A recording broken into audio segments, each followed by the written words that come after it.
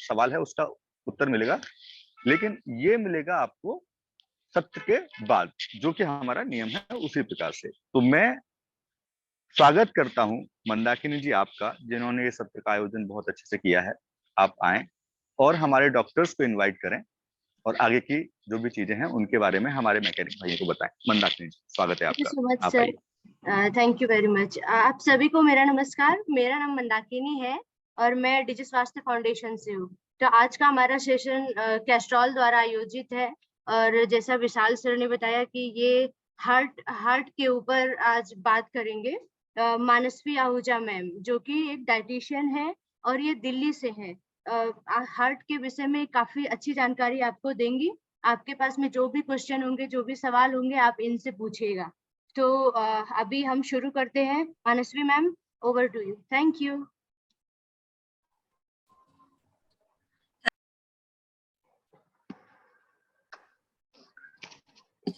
Hello, good evening everyone. नमस्कार सबको। तो कल विश्व हार्ट हृदय दिवस है, जिसको वर्ल्ड हार्ट डे भी बोला जाता है। तो उसके बाद उसके रिलेटेड मैं आपको कुछ न्यूट्रिशन के रिलेटेड थोड़ा आपकी हार्ट हेल्थ के बारे में बताना चाहूंगी। Let me present my screen.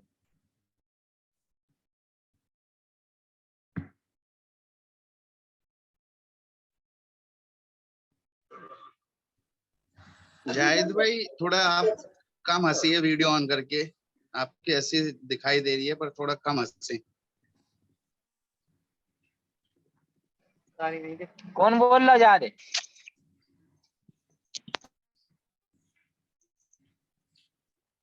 Just एक स्लाइड।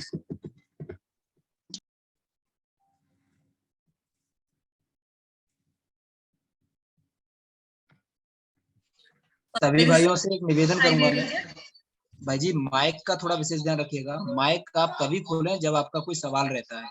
अगर कोई आपका सवाल नहीं है तो अपने माइक को आप म्यूट ही रखें। हाँ, सवाल जवाब लास्ट में आपके होंगे, उस समय सारी चीजें होंगी, ठीक है। लेकिन अभी माइक को आप लोग बंद ही रखें। धन्यवाद। आप शुरू कर सकते हैं। हाँ जी। तो जैसे कि आप सबको मैंने अभी बताया, कल विश्व हृदय दिवस है, जिसको वर्ल्ड हार्ट डे कहते हैं।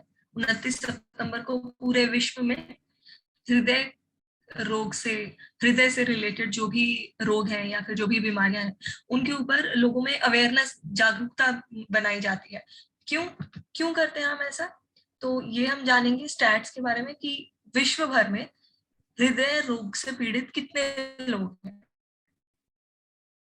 कितने लोग हैं जिनको हृदय से संबंधित बीमारियां होती है। ठीक है, सबसे पहले हमारा हृदय क्या होता है?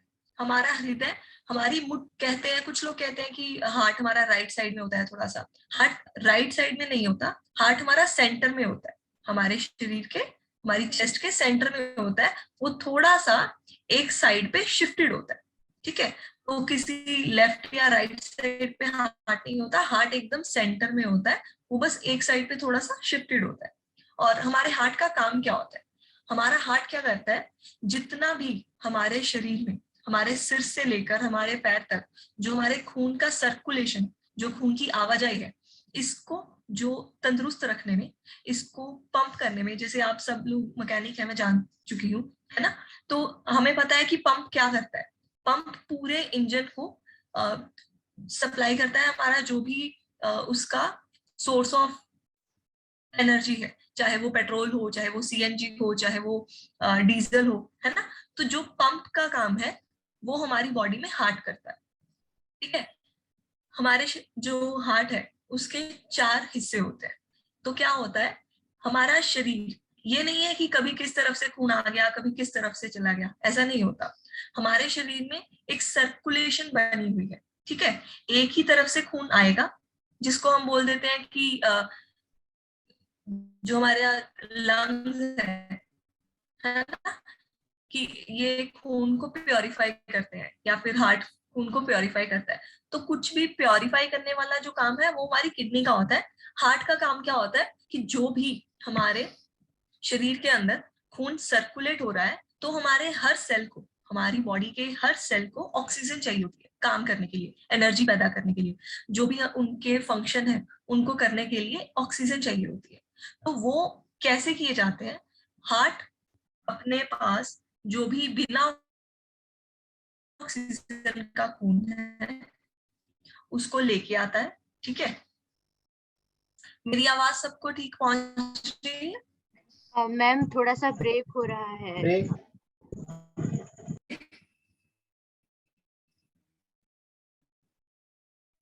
हेलो, मैंने अभी नेटवर्क आ रही है? हेलो, अभी ठीक है? नहीं मैम, आपकी वॉइस जो ब्रेक हो रही है, एक बार ब्रेक प्लीज। हो रही है? हाँ जी, let me check my connect okay. Just.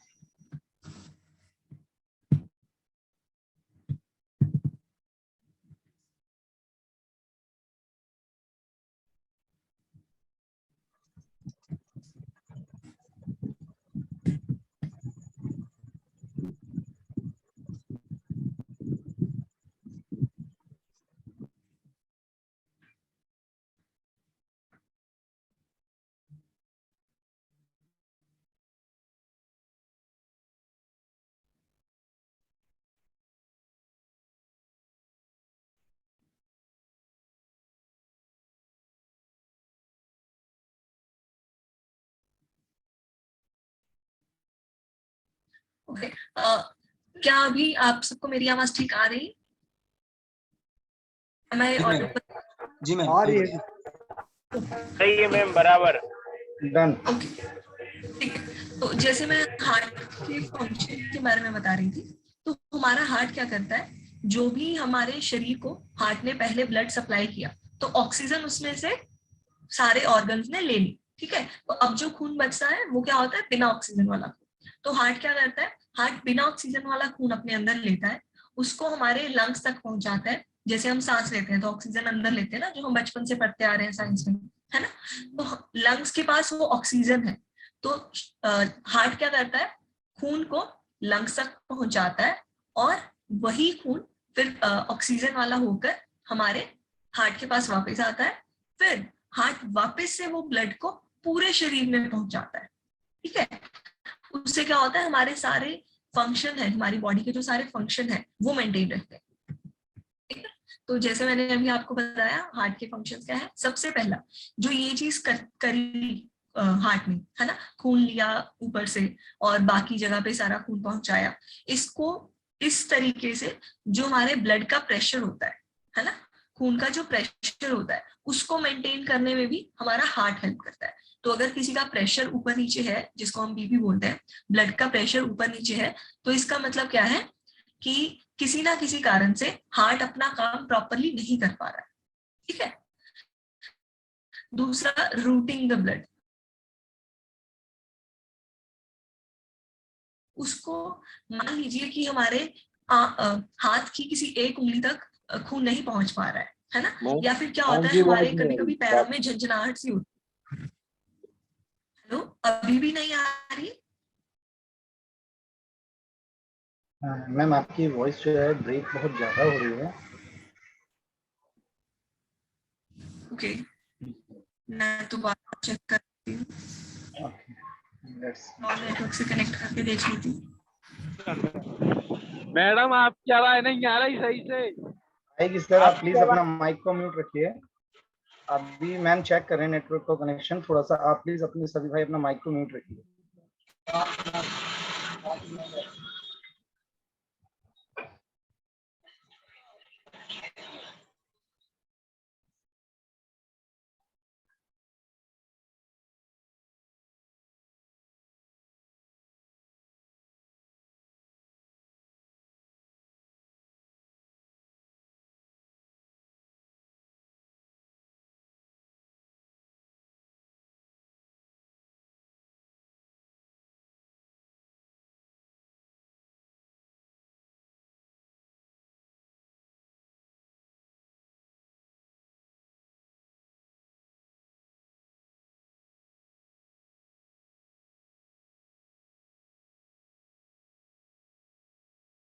Hello, sir, चलो पहले चलो। हेलो, हाँ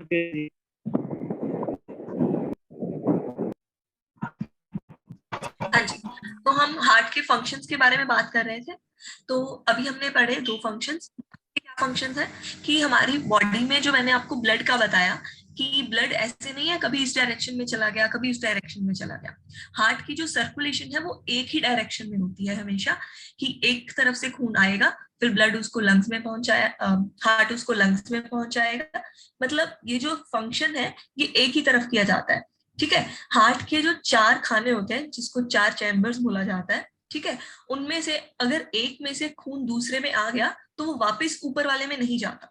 ठीक है, अगर एक से दूसरे में आ गया तो दूसरे से तीसरे में जाएगा, दूसरे से वापस पहले वाले में नहीं जाएगा।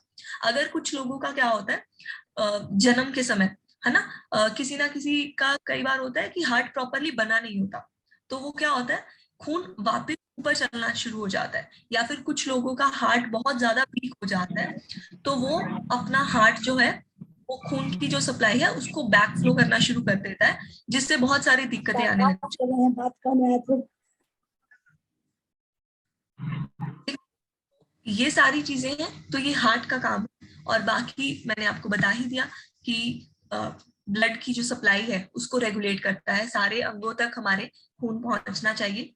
जो जैसे मैं आपको बता रही थी कि क्या होता है, कभी कभी हमें लगता है कि हमारे पैरों में झंझनाहट सी हो रही है या फिर हमारे हाथ पांव सोने लग जाते हैं, जिसको हम बोलते हैं, है ना। तो उसका मतलब क्या होता है कि हमारे शरीर में जो ब्लड की सर्कुलेशन है वो प्रॉपर नहीं हो पा रही है। जब अंगों तक, शरीर के सारे अंगों तक खून प्रॉपरली नहीं पहुंच पाता ना, तब फिर उनमें झंझनाहट होने लगती है, क्योंकि वो सुन्न होने लगते हैं। ठीक है,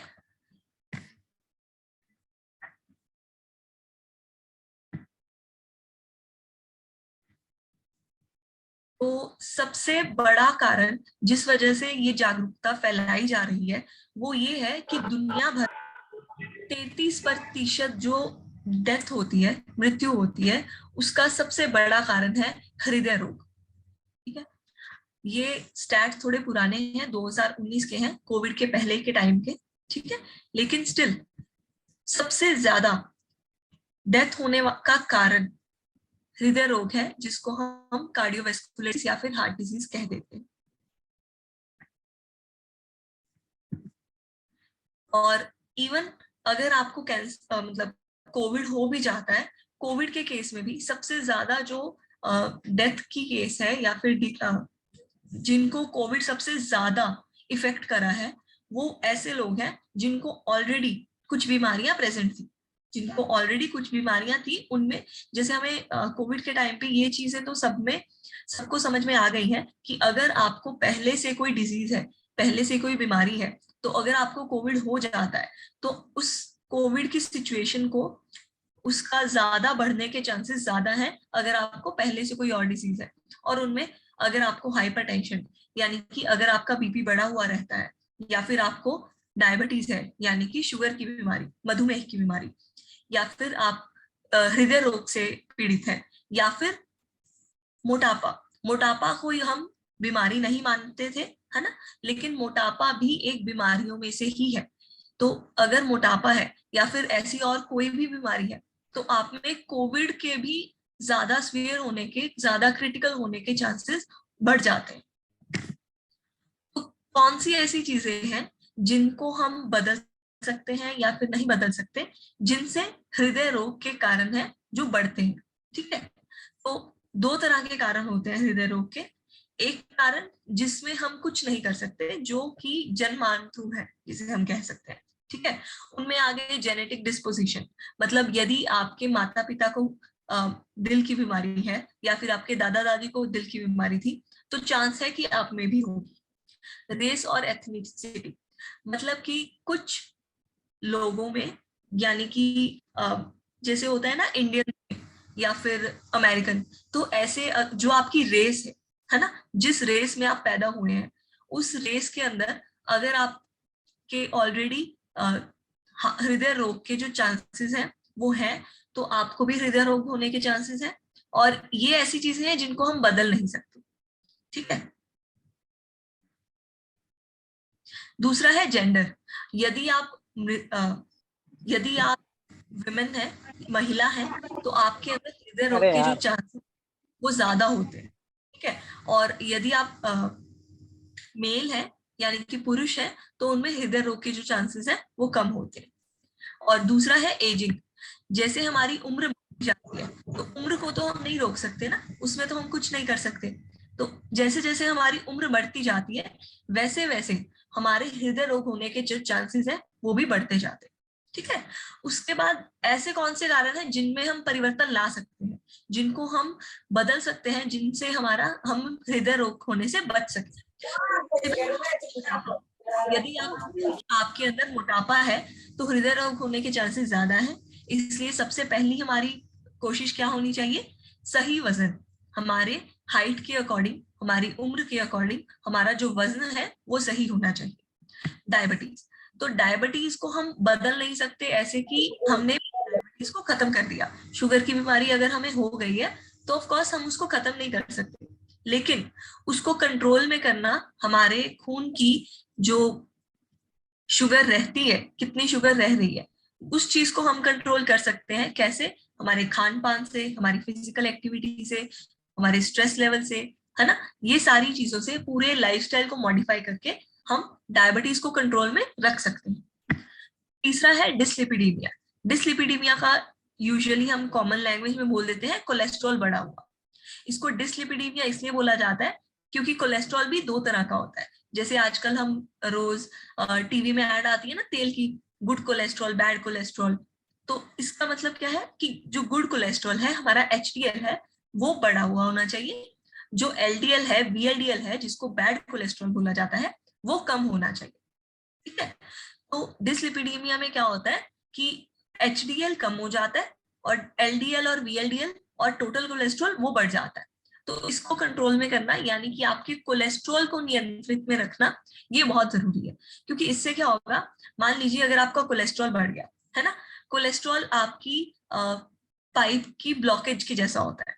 मान लीजिए कि हमारे घर में जो गैस सप्लाई वाली पाइप है ना, सिलेंडर से जो गैस आ रही है वो तो बिल्कुल एकदम प्योर है, लेकिन हमने क्या किया, हमने उसके अंदर बहुत सारी और छेद ऐड कर दिए या फिर बहुत सारी कचरा ऐड कर दिया। उससे क्या होगा, जब भी हम सांस लेंगे, जब भी वो गैस को खींचेगा, तो कुछ ना कुछ कचरा उसके अंदर चला जाएगा, तो वो पाइप में जमा होना शुरू हो जाएगा। ऐसे ही अगर हमारा कोलेस्ट्रॉल के जो लेवल है वो ठीक नहीं होते, तो हमारी जो आंतड़ियां हैं, हमारी आर्टरीज हैं, वेन्स हैं, उनके अंदर वो कोलेस्ट्रॉल जमा होना शुरू हो जाता है। जैसे जैसे वो कोलेस्ट्रॉल जमा होना शुरू होता है, वो क्या करता है, जो खून के कण वहां से गुजर रहे होते हैं, जिनकी सप्लाई वहां से हो रही होती है, उनको भी अपने पास इकट्ठा करना शुरू कर देता है। तो ऐसे कर करके एक खून की अंतड़ियों के अंदर, वेन्स के अंदर, आर्टरीज के अंदर एक बॉल बननी शुरू हो जाती है, जिससे कि ऑक्सीजन की सप्लाई कम हो गई, खून की सप्लाई कम हो गई। हमारे जो वेन्स हैं वहां पे अगर कुछ ब्लॉकेज आ जाएगी तो पता है हमें कि प्रेशर बढ़ने लग जाएगा पाइप्स के अंदर, है ना। और अगर ब्लॉकेज इतनी ज्यादा हो गई कि उसमें से कुछ भी पास नहीं कर रहा, बिल्कुल भी ब्लड पास नहीं कर रहा, तो ब्लॉकेज इतनी ज्यादा होगी तो क्या होगा, अगर तो वो दिल के पास है तो हार्ट अटैक आ जाएगा, अगर दिमाग के पास है तो स्ट्रोक आ जाएगा, दिल का दौरा, है ना। तो ये सारी चीजें कब होती हैं, जब वो एंड स्टेज आ चुकी होती है कि हाँ एकदम पूरी अच्छी, मतलब बिल्कुल से ब्लॉक हो गई और बिल्कुल भी सप्लाई नहीं हो पा रहा है ना। और हाइपरटेंशन, मतलब अगर आपका बीपी बढ़ा हुआ रहता है, अगर बीपी बढ़ा हुआ रहता है तो मतलब बीपी बढ़ा होने का मतलब कि जो हमारी वेन्स हैं उनके ऊपर जो प्रेशर है वो बढ़ रहा है। अगर प्रेशर बढ़ता रहेगा तो वो धीरे धीरे करके वो वेन्स वहां से कमजोर होने लग जाएगी, है ना। जैसे जैसे कमजोर होती जाएगी तो एक ना एक दिन तो प्रेशर इतना बढ़ जाएगा कि वो फट जाएगी, है ना। तो ये सारी चीज भी हार्ट अटैक कब आता है, हार्ट अटैक सिर्फ छोटी मोटी चीज से नहीं आता। हार्ट अटैक तब आता है जब ये सारी चीजें या फिर इनमें से कोई एक इतनी ज्यादा बढ़ जाती है कि वो अपने आप को कंट्रोल नहीं कर पाए, ठीक है। स्मोकिंग, जो भी हम धूम्रपान करते हैं, चाहे वो बीड़ी हुई, सिगरेट हुई, है ना, इवन जो आजकल वेपिंग चल रही है, जो इलेक्ट्रॉनिक सिगरेट आती है ना, बच्चे पीते हैं कि जी हाँ जी इससे तो कुछ नहीं होता, ये तो सुरक्षित है, या फिर कुछ लोग हुक्का पीते हैं कि ये तो सुरक्षित है। कोई भी धूम्रपान सुरक्षित नहीं होता, इवन जो इलेक्ट्रॉनिक सिगरेट आती है उससे भी हार्ट डिसीज के जो चांसेस है वो बढ़ जाते हैं। ठीक है, तो अगला है हमारा अल्कोहल का मिसयूज। अल्कोहल हमारा किसी भी तरह की शराब का सेवन हमारे हार्ट को नुकसान ही पहुंचाता है, चाहे फिर वो वाइन हो, चाहे फिर वो वोडका हो, चाहे विस्की हो, चाहे आप देसी पी रहे हैं, किसी भी तरह की अगर आप शराब का सेवन कर रहे हैं तो वो आपके शरीर के लिए हानिकारक ही है। कोशिश कीजिए कि इसको एकदम बंद रखने की, लेकिन अगर आप एकदम से बंद नहीं कर सकते, आप कितने आपका सेवन कर रहे हैं तो उसको धीरे धीरे करके कम कर करके जितना कम हो सकता है उतने कम तक ले आइए, और बंद हो तो कोशिश कीजिए कि बंद भी कर दें। ठीक है, फिर आता हमारा अनहेल्दी डाइट।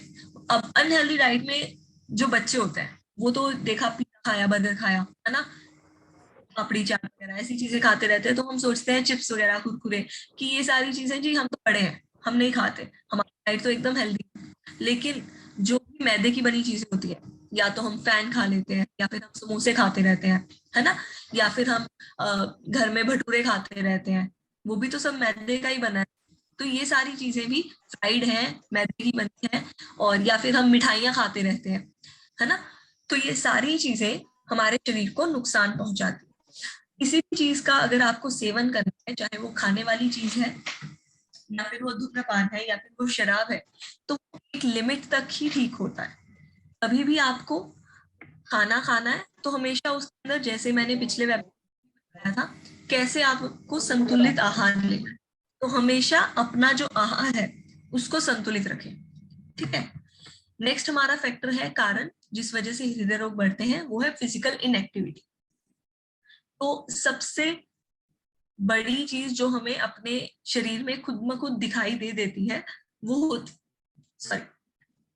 है फिजिकल इनएक्टिविटी का जो हमें प्रमाण हमें दिखाई देता है, वो होता है हमारा पेट का बाहर आना। मोस्टली आजकल अगर आप किसी भी इंडियन को देखेंगे तो ऊपर से नीचे तक अगर इंसान दुबला भी हो, है ना, फिर भी पेट बाहर होता है कि उनकी डाइट प्रॉपर नहीं है, उनका स्लीप साइकिल प्रॉपर नहीं है, उनका लाइफस्टाइल प्रॉपर नहीं है। ठीक है, तो ये सारी चीजों को हमें रखना है कि फिजिकल एक्टिविटी किसी ना किसी तरह की डेली हम अपनी रूटीन में इंक्लूड करें। जैसे मैंने आपको अभी बताया कि जो हार्ट अटैक होता है वो ऐसे नहीं है कि आपको कोलेस्ट्रॉल हो गया तो हार्ट अटैक आ जाएगा, या फिर आपको बीपी हो गया तो, जब वो चीज अपर लिमिट तक पहुंच जाती है ना, और उससे पहले तक हमें पता तक नहीं चल पाता।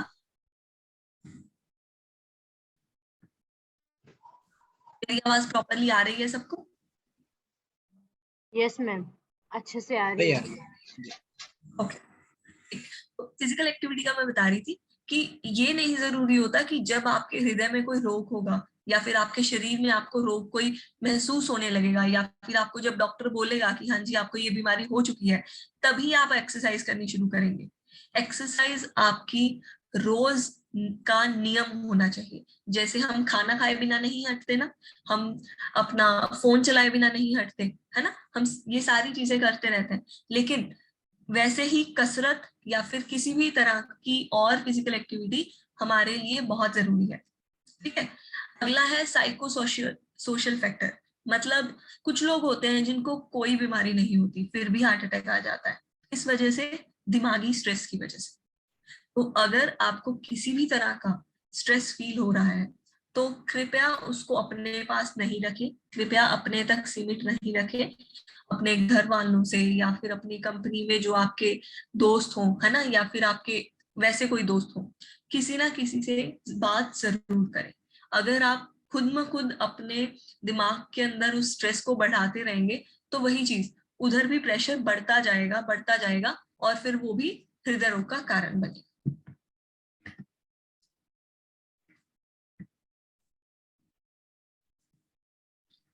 नेक्स्ट है कि जब किसी को हार्ट अटैक आता है ना, तो उसके क्या साइन एंड सिम्टम्स होते हैं, कैसे आप पहचान सकते हैं कि किसी को हार्ट अटैक आ रहा है।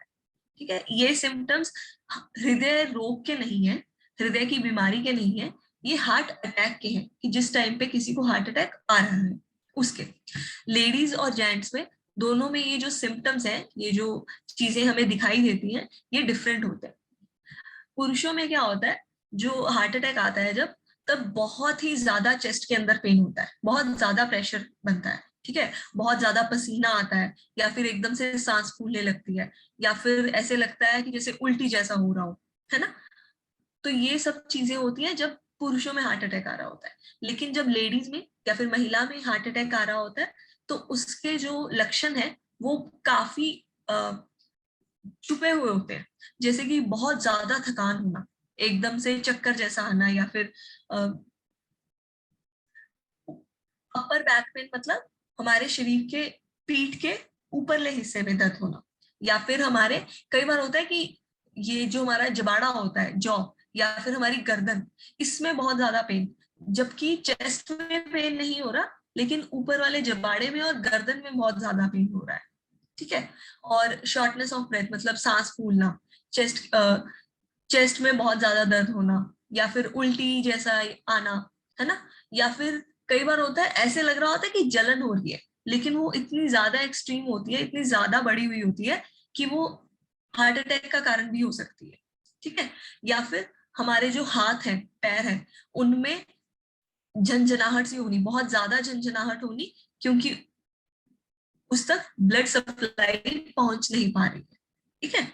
ये चीजें वैसे तो महिलाओं और पुरुष में अलग अलग दिखाई देते हैं, ये जो लक्षण है, लेकिन इनमें से कुछ लक्षण ऐसे भी हैं जो दोनों में भी मिल सकते हैं, ठीक है। इसलिए कभी भी अगर आपको ऐसे कोई लक्षण दिखाई दे रहे हैं तो उसको इग्नोर नहीं करें। बहुत बार होता है कि लोगों को ना माइनर हार्ट अटैक होता है और लोग ऐसे ही उसको इग्नोर कर देते हैं, डॉक्टर को दिखाते तक नहीं है।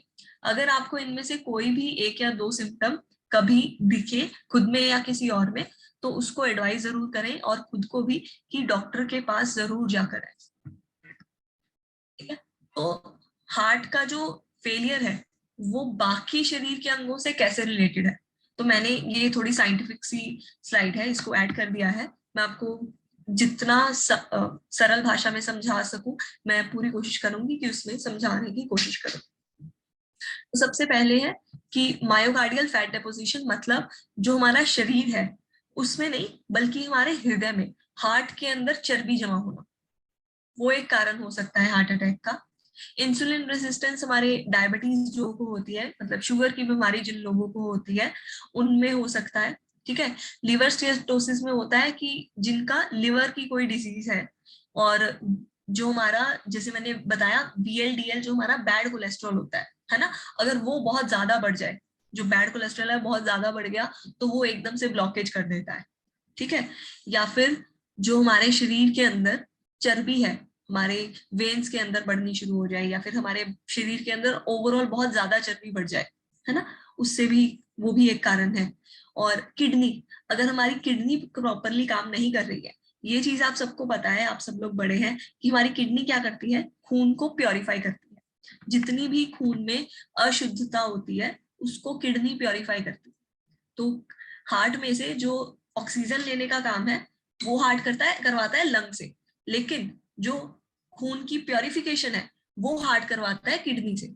अगर मान लीजिए कि आपकी किडनी ठीक नहीं है, आपकी किडनी की कोई डिजीज है, या फिर किडनी प्रॉपरली काम नहीं कर पा रही है ना, तो वही जो खून किडनी ने आपके हार्ट को सप्लाई करना था, अगर किडनी हार्ट को सप्लाई करेगी नहीं खून, तो हार्ट आगे कैसे पहुंचाएगा।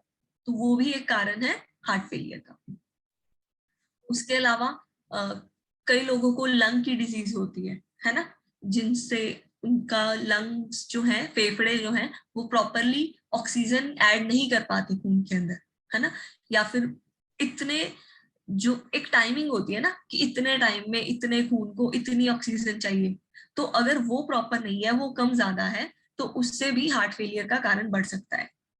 और कुछ लोगों जैसे जिनमें बहुत ज्यादा मोटापा होता है, तो आपने देखा होगा कुछ लोग जो बहुत ज्यादा मोटापा होता है जिनमें, वो अगर थोड़ा सा भी चलते हैं ना तो उनकी सांस फूलने लगती है, उनकी कभी कभी बैठे बैठे भी सांस फूलने लगती है। क्यों? क्योंकि उनके जो फेफड़ों के आसपास का एरिया था वहां पे बहुत ज्यादा चर्बी जमा हो चुकी है, जिस वजह से फेफड़े हमारे बलून की तरह होते हैं ना, पहले प्रेस हुए, खून सारा भेज दिया, फिर फूल गए, सारा खून ले लिया, ऑक्सीजन ऐड करी, फिर वापस प्रेस हुए, सारा खून भेज दिया। तो अगर उसके आसपास उसको ऐसे पंप करने की प्रॉपर स्पेस नहीं होगी, अगर चर्बी बहुत ज्यादा जमा होगी, तो वो भी क्या कारण बनती है? हृदय रोग का। तो कौन सी चीजें हैं जिनसे हम, मतलब कौन सा खाना है जिससे हम हृदय रोग को प्रिवेंट कर सकते हैं, मतलब हृदय रोग से बच सकते हैं?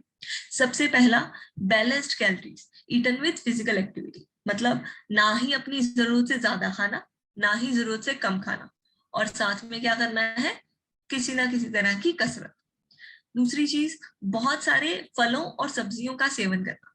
हम पढ़ते हैं कि फल, हम मतलब बहुत देर से सुनते आ रहे हैं ना, फल सब्जियां खानी चाहिए, इनमें फाइबर होता है, इनमें फाइबर होता है। लेकिन फाइबर सिर्फ एक लौती ऐसी चीज नहीं है जिसकी वजह से हमें फल और सब्जियां खाने चाहिए।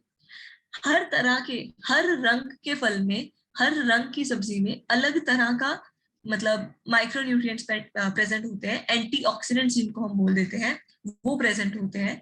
माइक्रो न्यूट्रिएंट्स होते हैं ऐसे विटामिन मिनरल जो हमें कम मात्रा में चाहिए, ठीक है। एंटीऑक्सीडेंट्स क्या होते हैं? जो भी हमारे शरीर के अंदर वियर एंड टियर हो रहा है, मतलब जो भी टूट भज हो रही है, जिसको हम बोल देते हैं, है ना, उसको जो रिपेयर करना है, उसको क्या करते हैं? एंटीऑक्सीडेंट्स रिपेयर करते हैं।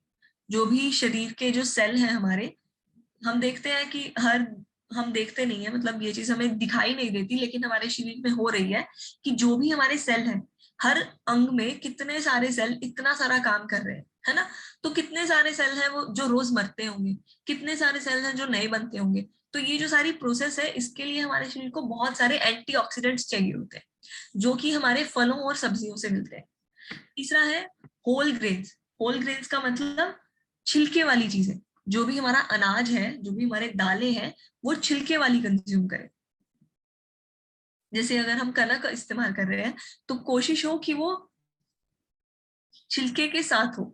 और जो भी हमारा दालें हम इस्तेमाल कर रहे हैं, ये नहीं है कि हम सारी उम्र, कुछ इंडियन सिनेरियो में, इंडियन हम देखते हैं कि कुछ घरों में रात को दाल बनती है। हम पूछेंगे अगर आप दाल कितनी बार खाते हैं, बोलेंगे जी हम हफ्ते में 7 दिन दाल खाते हैं, रोज रात को दाल बनती है। लेकिन वो कौन सी दाल बना रहे हैं? धुली मूंगी, है ना, उसमें से छिलका प्रॉपर निकला हुआ है और वैरायटी भी ऐड नहीं हो रही है। तो सिर्फ एक दाल कोई नहीं खानी, हर तरह की दाल खानी है और कोशिश करना है कि छिलके वाली खाए, ठीक है। उसके बाद जैसे मैंने पहले भी बताया कि हमें अपनी डाइट को संतुलित रखना है, तो उसमें प्रोटीन का जो सोर्स है वो प्रॉपर होना चाहिए। अगर हम वेजिटेरियन प्रोटीन सोर्स देखते हैं, तो उसमें हमारा आ जाता है पनीर, दूध, दही, है ना, हमारे राजमा चावल, राजमा छोले, और लोबिया हो गया, सोयाबीन हो गई, मटर हो गए, ये जो सारी चीजें हैं, ये है प्रोटीन के सोर्स। उसके अलावा जो भी हम घर में तेल इस्तेमाल कर रहे हैं, वो अच्छी क्वालिटी का होना चाहिए।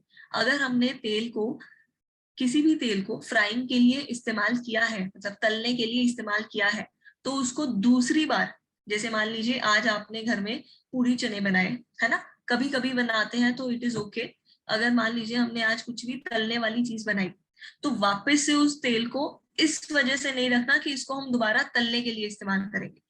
कुछ घरों में क्या होता है, एक बोतल लगी होती है, क्या करते हैं, जब भी तेल तला उसमें तेल डाल दिया, और जब भी नेक्स्ट टाइम कुछ तलना है, उसी बोतल में से फिर से तेल इस्तेमाल किया जाएगा। तो ये चीज बहुत ही गलत है। बार बार तेल को गर्म करने से उसकी जो अच्छी चीजें हैं वो खत्म हो चुकी हैं, और जो बुरी चीजें हैं वो बढ़ने लगती हैं, जैसे कि ट्रांस फैटी एसिड, तो वो बढ़ने लगते हैं, है ना। तो कभी भी ये नहीं करना है कि बार बार तेल को गर्म करना। अगर आपने एक बार तेल को तलने के लिए इस्तेमाल कर लिया, तो उस तेल को आप अलग से किसी डिब्बी में डालकर निकाल कर रख लीजिए, और जो भी सब्जियां बनानी है उसके लिए आप उसको इस्तेमाल करके उसको खत्म कर दीजिए, ठीक है। और जो क्वांटिटी है, मतलब जो मात्रा है तेल की, वो भी ऐसा नहीं है कि हाँ जी हमने तलने के लिए नहीं इस्तेमाल किया, लेकिन हमने एक कटोरी के अंदर तेल डाल दिया, तो ऐसा भी नहीं करना है। अगर घी इस्तेमाल कर रहे हैं तो वो भी लिमिटेड क्वांटिटी में करना है, एक लिमिट तक इस्तेमाल करना है। अगर आपको जैसे हम अपने दादा दादी से सुनते हैं कि जी हम तो जब आपके जितने थे, आपकी उम्र के थे, हम तो एक एक कटोरी घी पी जाते थे, है ना। लेकिन उनके समय की जो कसरत थी, उनके समय पे जो लाइफस्टाइल था, अभी वो नहीं रह गया। उस वजह से हमारा जो डाइटरी पैटर्न है, जो हमारा खान पान है, उसको भी हमें फिर मॉडिफाई करना पड़ेगा, बदलना पड़ेगा अपने अकॉर्डिंगली, जो हमारा अब का लाइफस्टाइल है उसके अकॉर्डिंग, है ना।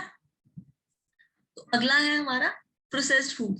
प्रोसेस्ड फूड्स में आ जाता है कि जो भी आप मार्केट में पैकेज्ड फूड लेके आते हैं वो यूजुअली अल्ट्रा प्रोसेस्ड होता है, तो वो चीजें अवॉइड करनी है, ठीक है। अगर मान लीजिए आपका मैं आपको बोलूं कि आप गोभी, आप पूछो कि गोभी खा सकते हैं, तो बोलो खा सकते हैं। हेलो, अगर आपका सर कोई सवाल है तो आप लास्ट के लिए रख लीजिए प्लीज।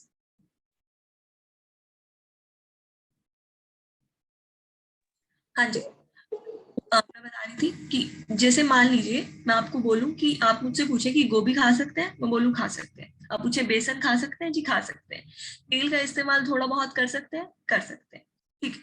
लेकिन अगर आपने यही चीज को पकौड़े बना दिए उसके, गोभी के, है ना, फिर तो वो हेल्दी नहीं रह गया। तो ये मैटर नहीं कर रहा होता कि हम कौन सी चीज खा रहे हैं, ये भी मैटर कर रहा होता है कि उसे हम किस फॉर्म में खा रहे हैं, ठीक है। अगर उसी तेल, उसी मतलब बेसन के और गोभी के, मान लीजिए आपने चिल्ले बना लिए, मतलब जिसको हम पूड़े बोलते हैं, है ना, पूड़े बनाकर खा रहे हैं,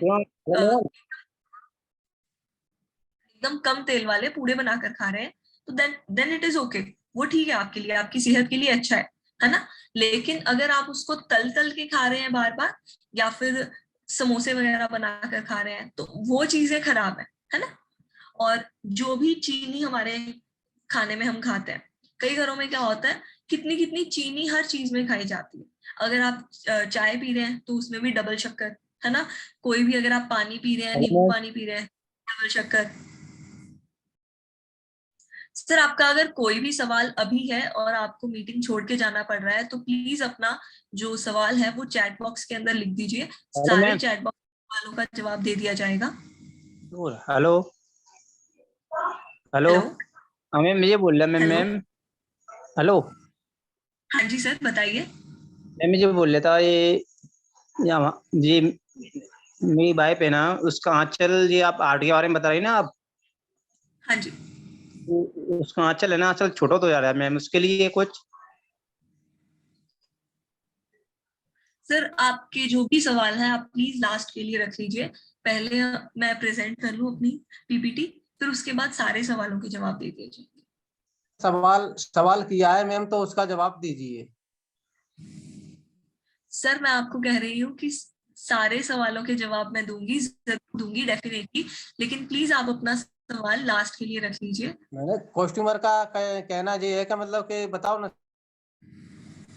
भाई जी, मैं आप लोगों से निवेदन कर रहा हूँ कि किसी भी भाई का कोई भी अगर सवाल है तो मैम बार बार कह रही हैं आप लोगों से कि आपके जो भी सवाल रहेंगे, अंत में हम सारे सवालों के, कैसा भी कोई भी सवाल है आपका, सारे सवालों के जवाब देकर ही यहाँ से जाएंगे। किसी भी प्रकार आप एक काम करिए, अभी जो दिमाग में आपके सवाल आ रहा है उसको एक डायरी पर नोट डाउन कर लीजिए, उसे लिख लीजिए कि ये सवाल आगे चल के मुझे पूछना है मैम से। आप उस सवाल को उस समय पूछ लीजिएगा। आपके सारे अभी जो मैम बता रही हैं आपको, उसको थोड़ा सा ध्यान से सुनिए, ठीक है। इस बीच में कोई भी सवाल अगर आता है तो आप वो सवाल कर सकते हैं, और सवाल आपके होंगे, और सवालों के लिए ही सत्र है। आपकी जो भी क्वेरीज होंगी यहाँ पर क्लियर करके ही हम लोग यहाँ से आपके इस बैच सत्र को समापन करेंगे, ठीक है। तो सवाल या फिर आप कर सकते हैं तो चैट बॉक्स में आप लिख के उसे हमें भेज सकते हैं। मैम जैसे जैसे देखेंगी वैसे वैसे कवर करते रहेंगे। थैंक यू, आप स्टार्ट कर सकते हैं। हाँ जी, थैंक यू सर। तो क्या होता है, हम आजकल टी का जो है ज्यादा इस्तेमाल करने लगे हैं, जो भी हमारे घर में चीजें।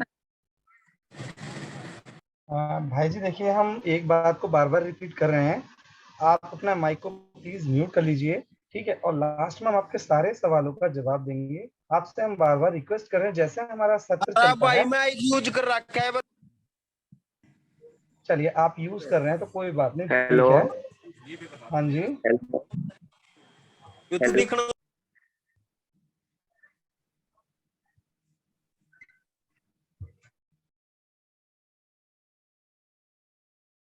मैम आप कंटिन्यू कर सकते हैं, कोई आपको डिस्टर्ब नहीं करेगा।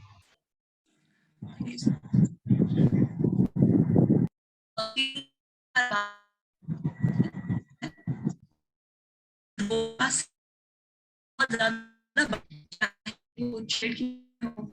चाहे उसको हम के अंदर खा रहे हैं, चाहे हम बाजार की बनी जो मिठाइयाँ खा रहे हैं उनके अंदर सेवन कर रहे हैं, या फिर वैसे ही जो हम चाय कॉफी वगैरह पीते हैं उनमें जो है बहुत ही चीनी का जो सेवन है बहुत ही बढ़ गया है पिछले कुछ सालों से।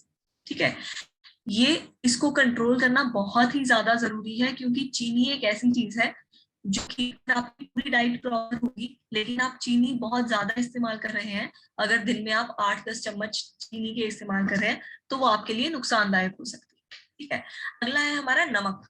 नमक अगर तो हम यूजुअली जो हम खाने में डाल रहे हैं वो ठीक है, लेकिन जो हम कई बार होता है कि हम हर चीज के ऊपर नमक डाल के खाने की कुछ लोगों को आदत होती है, जैसे सलाद खाना है उसके ऊपर भी नमक लगाकर खाना है, फल खाना है उसके ऊपर भी नमक लगाकर खाना है, या फिर और जो भी मार्केट से हम प्रोडक्ट लेके आते हैं, जो भी मार्केट से हम सामान लेकर आ रहे हैं, है ना, तो मान लीजिए हम भुजिया लेकर आ रहे हैं, बूंदी लेकर आ रहे हैं, हर चीजों में बहुत ज्यादा सोडियम, बहुत ज्यादा नमक पाया जाता है ना, तो ये चीज भी हमारे जो बीपी है उसको बढ़ाती है और इवेंचुअली वो हृदय रोग का कारण बनती है। अगला शराब, जैसे मैंने आपको भी थोड़ी देर पहले ही बताया कि आपको शराब का जो सेवन है उसे कम करना है।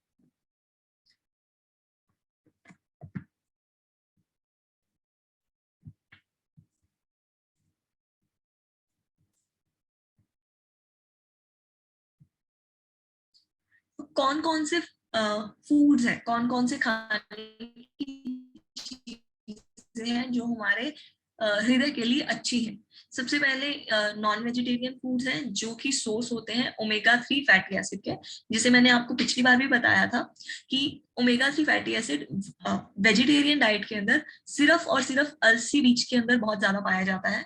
उसके अलावा वेजिटेरियंस के सोर्स अलसी के अलावा बहुत ही कम रह जाते हैं। या तो जो लोग मांस मछली खाते हैं उनके लिए मछली बहुत ही अच्छा सोर्स है ओमेगा 3 फैटी एसिड का, लेकिन जो लोग वेजिटेरियन है उनके लिए फिर अलसी जिसको हम फ्लैक्सीड बोल देते हैं, सिर्फ वो ही एक अच्छा सोर्स रह जाता है।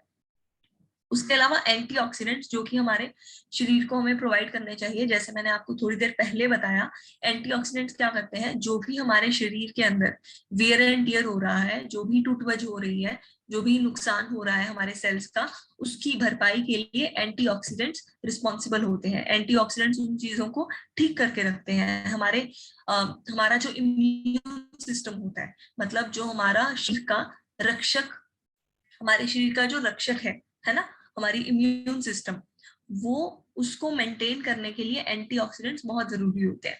तो ये कहाँ पाए जाते हैं, अगर आपको खानी है तो डार्क चॉकलेट में होते हैं। चीनी वाली चॉकलेट अवॉइड करें कृपया करके। चेरी का जो जूस है उसमें बहुत होते हैं। ग्रीन टी आपको पता है बहुत ही फैशन में है ना, लेकिन वजन कम करने के अलावा भी ग्रीन टी के बहुत सारे काम हैं, और उनमें से एक है एंटीऑक्सीडेंट प्रोवाइड करना। टमाटर का जूस या फिर एप्पल साइडर विनेगर, ये भी बहुत अच्छे सोर्स हैं एंटीऑक्सीडेंट्स के। उसके अलावा सब्जियों में ये नहीं है कि आपको कोई 2 या 4 सब्जियां ही खानी, हर तरह की सब्जी जो मार्केट में सीजनली अवेलेबल हो आपको वो कंज्यूम करनी चाहिए।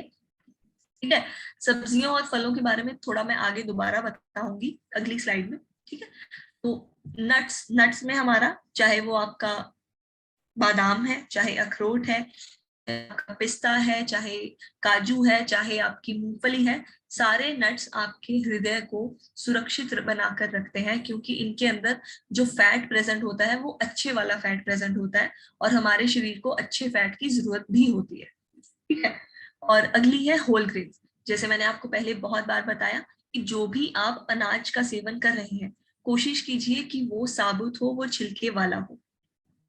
जो ब्राउन राइस होते हैं वो हमारे छिलके वाले चावल होते हैं, है ना, उनके ऊपर एक लेयर लगी होती है। मक्की है, उसको साबुत अगर हम इस्तेमाल कर रहे हैं। ओटमील आजकल बहुत फैशन में है, जिसको बोल देते हैं ट्रेंड में है ना, किनोआ बहुत चल रहा है आजकल। लेकिन इनके अलावा जो हमारे इंडियन होल ग्रेन्स हैं, उनमें हमारा बाजरा आ गया, वो आपके लिए बहुत अच्छा है। हमारा बकवीट आ गया, जिसको हम कुट्टू बोलते हैं। आजकल नवरात्रि चल रही है, तो जो भी लोग नवरात्रि का व्रत रख रहे हैं, है ना, वो कुट्टू का सेवन कर रहे हैं। और हमारा राजगीर आ गया, एमरन सीड्स जिसको हम बोलते हैं, या फिर रामदाना बोल देते हैं, या फिर चलाई के दाने बोल देते हैं। तो ये जो है ये हमारे इंडियन सीरियल्स हैं जो कि बहुत आपकी सेहत के लिए अच्छे हैं और ये साबुत फॉर्म में यूजुअली खाए जाते हैं, तो इनका सेवन आपको करना चाहिए। तो इसमें मैंने आपको बताना चाहूंगी कलर्स के बारे में कि अगर हम एक ही, क्या होता है हम यूजुअली क्या करते हैं, हम एक या दो ही सब्जियां सारी पूरा सीजन एक या दो सब्जियां ही खाते रहते हैं, है ना। लेकिन हमारा रेगुलर डाइट के अंदर प्रॉपर कलर होना बहुत जरूरी है, क्योंकि हर कलर अपना एक पोटेंशियल लेके आता है, हर कलर का अपना एक फायदा होता है। किसी भी फल और सब्जी में जो कलर होता है ना, ये यूं ही नहीं आ जाता, उनके अंदर कुछ ना कुछ एंटीऑक्सीडेंट्स प्रेजेंट होते हैं, जिस वजह से वो फल या सब्जी को वो कलर मिल पाता है। तो ग्रीन में हमारा कॉमनली क्या खा सकते हैं, हरी वाली गोभी हो गई, है ना, हमारी भिंडी हो गई, हमारी हरी पत्ते वाली सब्जियां हो गया, पालक, चलाई, बथुआ, अभी सर्दी में तो वैसे भी बहुत सारे आएंगे, है ना। या फिर हमारी बीन्स हो गई, फलियां हो गई, गवार फली हो, चाहे फ्रेंच बीन्स हो, चाहे हमारे मटर हो गए, तो ये सारी हरी सब्जियों में से आ गए। और पर्पल में क्या आ सकता है, ब्लूबेरीज चलो थोड़ी महंगी होती है तो हम कम खाते हैं, है ना। उनके अलावा जामुन बहुत खाते हैं हम, लाल वाले अंगूर खा सकते हैं हम, या फिर जो शकरकंदी जो थोड़ी वॉयलेट वाली आती है ना, पर्पल वाली, वो आप खा सकते हैं। उसके अलावा लाल रंग में तो हमारे पास बहुत सारी सब्जियां हैं, हमारी चुकंदर हो गई, बीटरूट, है ना, टमाटर हो गए, स्ट्रॉबेरी हो गई, हरी मिर्ची हो गई, हरी कह दिया, सॉरी, लाल मिर्ची हो गई, लाल गाजर हो गई, गाजर वैसे ही संतरी कलर की आ गई, है ना। और हमारी जो कैप्सिकम होती है, शिमला मिर्च होती है, वो हमारे ग्रीन कलर की, येलो कलर की, या फिर रेड कलर की, या फिर पीली सब्जियां, उनमें हमारे येलो में मोस्टली हमारा वो आ गया, पेठा आ गया, है ना, ऑरेंज येलो का मिक्सचर। और जो हमारे व्हाइट में आते हैं वो हो जाते हैं, मूली हो गई, आपके आलू या शकरकंदी सफेद वाली हो गई। वैसे हर फलों और सब्जियों का जो कॉम्बिनेशन है वो आपको कंज्यूम करना है रेगुलर बेसिस पे, और कोशिश करनी है कि आपके खाने के अंदर कम से कम 2 या 3 कटोरी पूरे दिन के अंदर सब्जियां आप जरूर खाएं। ये कुछ ऐसे फंक्शनल फूड्स हैं जो कि हमारे इंडिया में बहुत कॉमनली हमें मिल जाते हैं, और इनका हमारे हार्ट हेल्थ पे, मतलब हृदय की हेल्थ पे बहुत ही अच्छा इफेक्ट होता है। सबसे पहले हमारा एमरंथ, जिसको हम राजगीरा या चलाईदाना भी बोलते हैं, और आंवला, एवोकेडो चलो थोड़ा महंगा आता है, उसके अलावा बेल पेपर, कैप्सिकम, ये हमारी ब्लैक आइड पीस जिसको हम बोल देते हैं लोबिया, ठीक है। उसके बाद हमारी काली मिर्च, ब्रोकली, बकवीट मतलब हमारा कुट्टू का आटा, कुट्टू, गोभी, गाजर, चॉकलेट मैंने आपको पहले भी बताया कि चॉकलेट कभी भी आपको कंज्यूम करनी है, खानी है, तो उसको बिना चीनी वाली डार्क चॉकलेट कंज्यूम करनी है, कम चीनी वाली, ठीक है। हरी पत्तेदार सब्जियां, खजूर, फ्लैक्सीड, अलसी हमारी, गार्लिक, लहसुन, अदरक, हरी मूंग, और ग्रीन टी, और हेम्प सीड्स। और कौन सी चीजें हैं जो आपके हृदय को ठीक रखने में फायदा देती हैं, वो मैंने आपको पहले भी बताया, कसरत या फिर फिजिकल एक्टिविटी। तो कितनी फिजिकल एक्टिविटी आपको करनी चाहिए, है ना। तो अगर आप हफ्ते के 5 दिन कम से कम 30 मिनट कोई भी तरह की कसरत कर रहे हैं, तो आपके शरीर के लिए बहुत ही अच्छी है। और जैसे ही आपका अगर आपको लगता है कि आप हफ्ते में 5 दिन कसरत नहीं कर सकते, है ना, तो आप क्या करिए, आप हफ्ते में 2 दिन करिए, लेकिन आप उसका जो टाइम है उसको बढ़ा दीजिए। तो टोटल आपको हफ्ते के अंदर 150 से 300 मिनट तक कसरत करनी है। आपको लगे कि आप हफ्ते भर में उसको डिवाइड करके कर सकते हैं, है ना, तो आप उसको हफ्ते में डिवाइड करके करिए। अगर आपको लगे कि हाँ हमारे पास हफ्ते भर टाइम नहीं होता, या फिर हम किसी वजह से पूरा हफ्ता कसरत नहीं कर सकते, तो आप हफ्ते के 1 या 2 दिन अच्छे से भी कसरत कर लेंगे तो भी आपके शरीर को सेम फायदा देगी। उसके अंदर जो भी आपकी ये फिजिकल एक्टिविटी है, उसमें आप कौन कौन सी चीजें हैं जो आप बेसिक इंक्लूड कर सकते हैं। सबसे पहले हो गया वॉकिंग, तेज चलना। ये सबसे बेहतरीन, सबसे लाजवाब और सबसे आसान एक्टिविटी है जो आप किसी भी समय, कभी भी, कहाँ पे भी कर सकते हैं, चाहे किसी भी एज में हो, आपके लिए वॉकिंग सबसे बढ़िया है। और ये आपके घुटनों को भी तंदुरुस्त रखती है। हार्ट हेल्थ को तो ठीक रखती ही है, प्रॉपर बॉडी को तो ठीक रखती ही है, लेकिन उसके अलावा जैसे उम्र बढ़ती जाती है, हमारे घुटनों का दर्द है जो बढ़ता जाता है, उसको भी ये ठीक रखने में मदद करता है। साइकिलिंग, अगर आप मान लीजिए कि आपका जो काम की जगह है ना, वो 2-3 किलोमीटर है, या फिर मान लीजिए 5 किलोमीटर से कम है, तो कोशिश कीजिए कि आप किसी भी मोटर व्हीकल की जगह पे साइकिल का इस्तेमाल करके अपने काम तक जाएं। उससे क्या होगा, आपको अलग से टाइम भी नहीं निकालना पड़ेगा कसरत के लिए, और आपकी कसरत हो भी जाएगी। और अगर आपके पास आपके घर में, आंगन में, या फिर आपके एरिया में कोई खाली जगह पड़ी है ना, तो उसमें आप क्या कर सकते हैं, आप पेड़ पौधे लगा सकते हैं। उससे क्या तो होगा, आप सब्जियां लगा लीजिए उसमें, एक तो आपको रेगुलर सप्लाई ताजी फलों और सब्जियों की वहां से हो जाएगी, है ना, दूसरा आपकी कसरत हो जाएगी, और तीसरा, जब हम नंगे पांव जमीन पर मिट्टी में चलते हैं तो उससे हमारा जो इलेक्ट्रॉनिक इम्बैलेंस होता है वो भी बैलेंस रहने लग जाता है। ठीक है, इसको हम ग्राउंडिंग भी बोलते हैं। तो अगर हम खाली अगर और कुछ भी नहीं हो रहा, तो आप सिंपली किसी भी घास पर जाकर, फ्रेश घास मतलब असली वाली घास, नकली वाली नहीं, असली वाली घास, तो उस पर जाकर आप सुबह में या शाम में 10-15 मिनट टहल लीजिए। उससे भी आपके जो हृदय रोग है या फिर और जो भी बीमारियां हैं उनको बहुत फायदा होता है।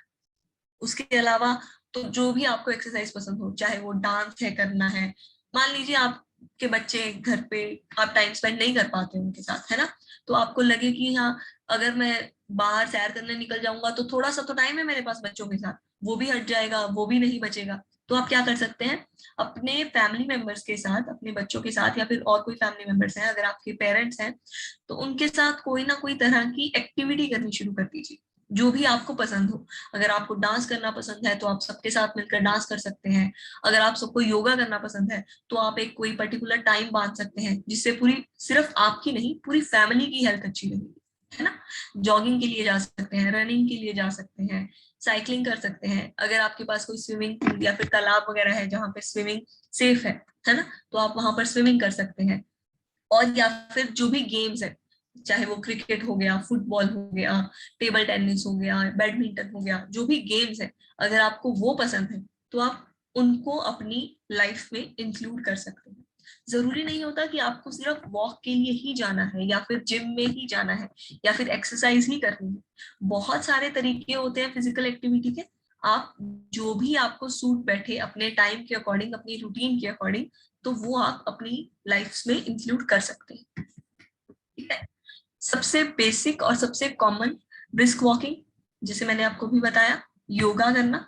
योगा करने से सिर्फ आपकी फिजिकल हेल्थ नहीं बल्कि आपकी मेंटल हेल्थ भी ठीक रहेगी। आपका अगर कुछ किसी वजह से स्ट्रेस है ना, वो भी कम हो जाएगा। रनिंग करने से भी आपका फिजिकल एंड मेंटल स्ट्रेस दोनों कम होते हैं। उसके अलावा एरोबिक्स, स्विमिंग, और अगर आपको और कुछ नहीं करना तो घर में अपने फैमिली मेंबर्स के साथ घर के काम में हाथ बंटवा सकते हैं। उनसे भी आपकी एक तरह की फिजिकल एक्टिविटी ही होगी। तो मेरी तरफ से यही था। अभी आपके जो भी सवाल हैं तो वो आप मुझे बता सकते हैं।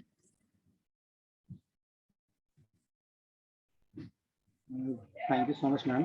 अगर किसी भी भाई को मैम से सवाल करना है तो भाई रेज हैंड कीजिए, मैं इनको माइक अनम्यूट करने की रिक्वेस्ट भेजूंगा तो वो अपना माइक ओपन करके मैम से बात कर सकते हैं। अगर हम इकट्ठे माइक ओपन करेंगे तो सबके सब भाई का पता नहीं चलेगा कौन किससे सवाल कर रहा है।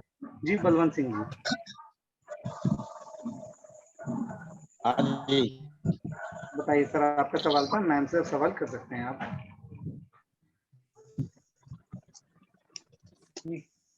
मेरा पिछले साल कोरोना होया था जी। हाँ जी, ओके सर। हेलो, हेलो, हाँ जी सर। पिछले साल मेरा कोरोना। Okay sir. और अब तक मैं ठीक नहीं हो रहा जी।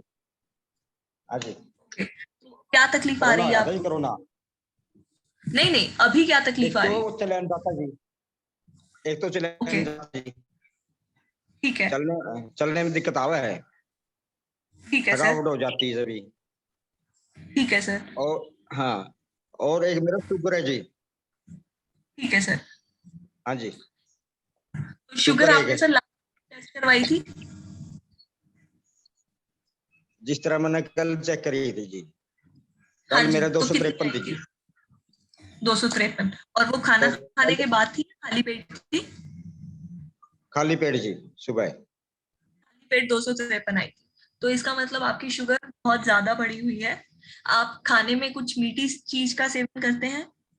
नहीं जी, मैं मेसी रोटी खाता हूँ, चने वाली जी। चने वाली रोटी और खाते हैं? और किसी हाँ, शराब आदि चीज का सेवन करते हो? नहीं जी। ठीक है। तो सर, मैं आपको थोड़ा बताना चाहूंगी कि एक आपको, जैसे आपने बताया कि आप किसी भी मीठी चीज का सेवन नहीं कर रहे हैं, है ना, तो आपको वैसे ही हाँ बरकरार जी। रखना है, चीज का सेवन नहीं करना है।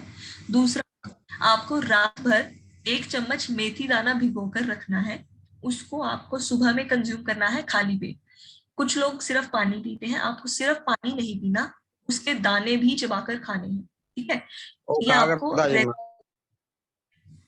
अभी उनसे भी मेरे खाते कोई हैं फर्क नहीं पड़ा जी। अब तो मैंने बंद कर दिया आप? जी, 1 महीने से बंद किया नहीं, पहले मैंने 1 साल खाया पूरे। ओके, आप मुझे आप ना मंदाकिनी मैम से एक पर्सनली मेरे साथ अपॉइंटमेंट शेड्यूल करवा दीजिएगा। मैं आपका पूरा लाइफस्टाइल और डाइट चेक करूंगी कि किस वजह से आपकी शुगर इतनी ज्यादा बढ़ी हुई आ रही है। ठीक है, तो उस चीज अच्छा को जी। हम फिर चेक करके मॉडिफाई करेंगे। बाकी जो बेसिक चीजें हैं वो मैं आपको बताना चाहूंगी कि जो आपका रात का खाना है वो आपको रात को सोने से एटलीस्ट 2 या 3 घंटे पहले खा लेना है, और रात का खाना 8 बजे से लेट नहीं होना चाहिए। ठीक है, 8 साढ़े 8 बजे तक आप रात का खाना खा लीजिए, उसके बाद आपको कुछ भी नहीं रात को खाना है। एंड सुबह, और रात का खाना खाने के बाद या फिर सुबह खाने के बाद तो हम काम पर चले जाते हैं, दोपहर के टाइम पे हम ऑलरेडी काम पर होते हैं, तो हम कहीं जा नहीं पाते हैं, है ना। तो रात का खाना खाने के बाद आपको डेफिनेटली सैर करके आनी है। ठीक है, जब भी आप खाना खाते हैं, खाना खाते ही लेटना नहीं है, सोना नहीं है, खाना खाने के बाद सैर जरूर करके आनी है। ठीक है, और मेथी दाना आपने बंद कर दिया है, उसको मैं आपसे रिक्वेस्ट करूंगी कि प्लीज आप उसको दोबारा शुरू करें। ठीक है, और कुछ फूड में और बता रही हूँ, कुछ खाने की चीजें और बता रही हूँ जो आपको अपने खाने में इंक्लूड करने हैं। करेला, ठीक है, करेला अगर आप एक दिन में 1 करेला खा रहे हैं तो बहुत अच्छी बात है। आप करेले के जैसे हम अचार जैसे सूखी सब्जी बनाकर रखते हैं, करेले की सब्जी बनाकर अपने फ्रिज में रख सकते हैं, वो 3 से 4 दिन, इवन 4-5 दिन से चल जाती है। तो आप उसको हफ्ते में 1 बार बना लीजिए, और डेली 1 करेले के बराबर की सब्जी जरूर खाइए। दूसरा, कड़ी पत्ता। कड़ी पत्ते को आप कैसे खा सकते हैं, या तो आप उसको चटनी बनाकर खा सकते हैं, या फिर आप जैसे दही लस्सी पीते हैं तो कड़ी पत्ते को सुखाकर उसका पाउडर बनाकर आप अपनी दही लस्सी के अंदर ऐड कर सकते हैं। और तीसरी चीज, जो हमारा इसबगोल का छिलका आता है, तो उसको आपने अपनी चपाती जो भी खा रहे हैं, जो भी रोटी बना रहे हैं, जो भी आपका खाना बना रहा है, उसको कहना है कि 1 चम्मच इसबगोल का छिलका आपकी रोटी जो भी है उसके अंदर ऐड करें, मतलब आटे के अंदर गूंथ के फिर उस रोटी को बनाया जाए। और जो भी आप दाल सब्जी खा रहे हैं, जैसे मैं कितने स्ट्रेस से इस चीज को बार बार बता रही हूँ कि जो भी आप दाल खा रहे हैं वो छिलके वाली ही आप इस्तेमाल करें। और हर मील के साथ सलाद जरूर खाइए।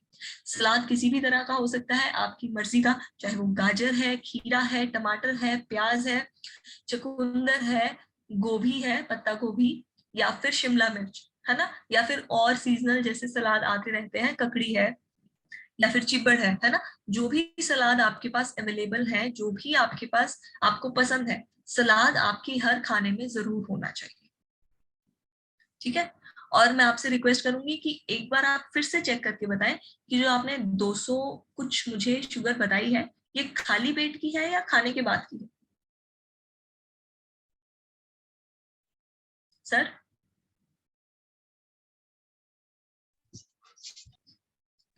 बलवान भाई जी,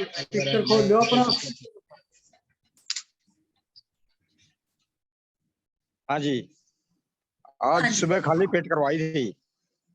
खाली पेट करवाई थी आपने। रात में क्या खाया था? रात को मैंने मिस्सी रोटी खाई थी जी, चने की, और पपीता खाया था, मिस्सी रोटी खाई ककड़ी थी, खाई चने, थी। ठीक है। ये रोटी के साथ खाई थी? 2 रोटी जी, सिर्फ 2 फुलके खाता हूँ। नहीं, फुलके किस चीज के साथ खाए थे? दाल सब्जी? ये तो दाल के साथ खाए थे जी। कौन सी दाल थी? ये मूंग की थी, छिलके वाली जी। छिलके वाली मूंग की दाल, और साथ में और कुछ चना सलाद? मिक्स था उसमें। सलाद था पपीता और काकड़ी जी। सर पपीता सलाद नहीं होता, पपीता फ्रूट होता है। अच्छा जी। हाँ जी। कभी भी आप, अगर आप शुगर के मरीज हैं, तो कभी भी जो आपके फल का सेवन है वो आपको कभी भी खाने के साथ नहीं करना है। जो सलाद होता है, सलाद बोलते हैं जो सब्जियां हम कच्ची खा रहे हैं। फल तो हमेशा ही हम सब कच्चे खाते हैं, तो वो सलाद में नहीं आते। फल को फल कैटेगरी में डालते हैं। जो भी हमारी सब्जियां कच्ची फॉर्म में खाते हैं उनको हम सलाद बोलते हैं। ठीक है जी। ठीक है? तो कभी भी आपको अपने फलों को खाने के साथ नहीं इंक्लूड करना है। खाने के अच्छा जी। साथ आप सब्जियां ही खानी है, स्पेशली अगर आप डायबिटीज हैं। बाकी भी अगर आप, बाकी लोग जो कंज्यूम करते हैं उनमें इतनी दिक्कत नहीं होती, लेकिन अगर आप शुगर के मरीज हैं तो उसमें बहुत ज्यादा दिक्कत है। फल को कभी भी खाने के साथ नहीं खाएं। एटलीस्ट 1 घंटे का या 2 घंटे का गैप रख के फिर खाएं। नहीं ठीक है जी, ठीक है? आगे भी ध्यान रखना। रमेश जी, आपका और सवाल आप पूछ बलवान जी, सॉरी मंदाकिनी जी, मैं आपको कट करना चाहूंगी।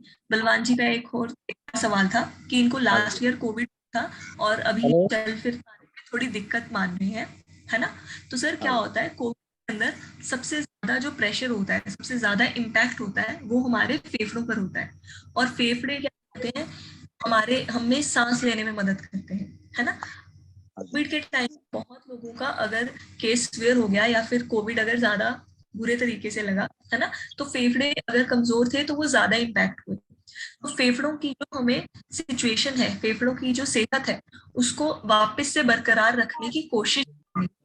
तो हमें उसके लिए धीरे धीरे अपनी जिंदगी के अंदर फिजिकल एक्टिविटी इंक्लूड करनी पड़ेगी। उसी तरीके से वो जो फेफड़े हैं वो थोड़े से बेहतर हो पाएंगे। तो आपको कैसे शुरुआत करनी है?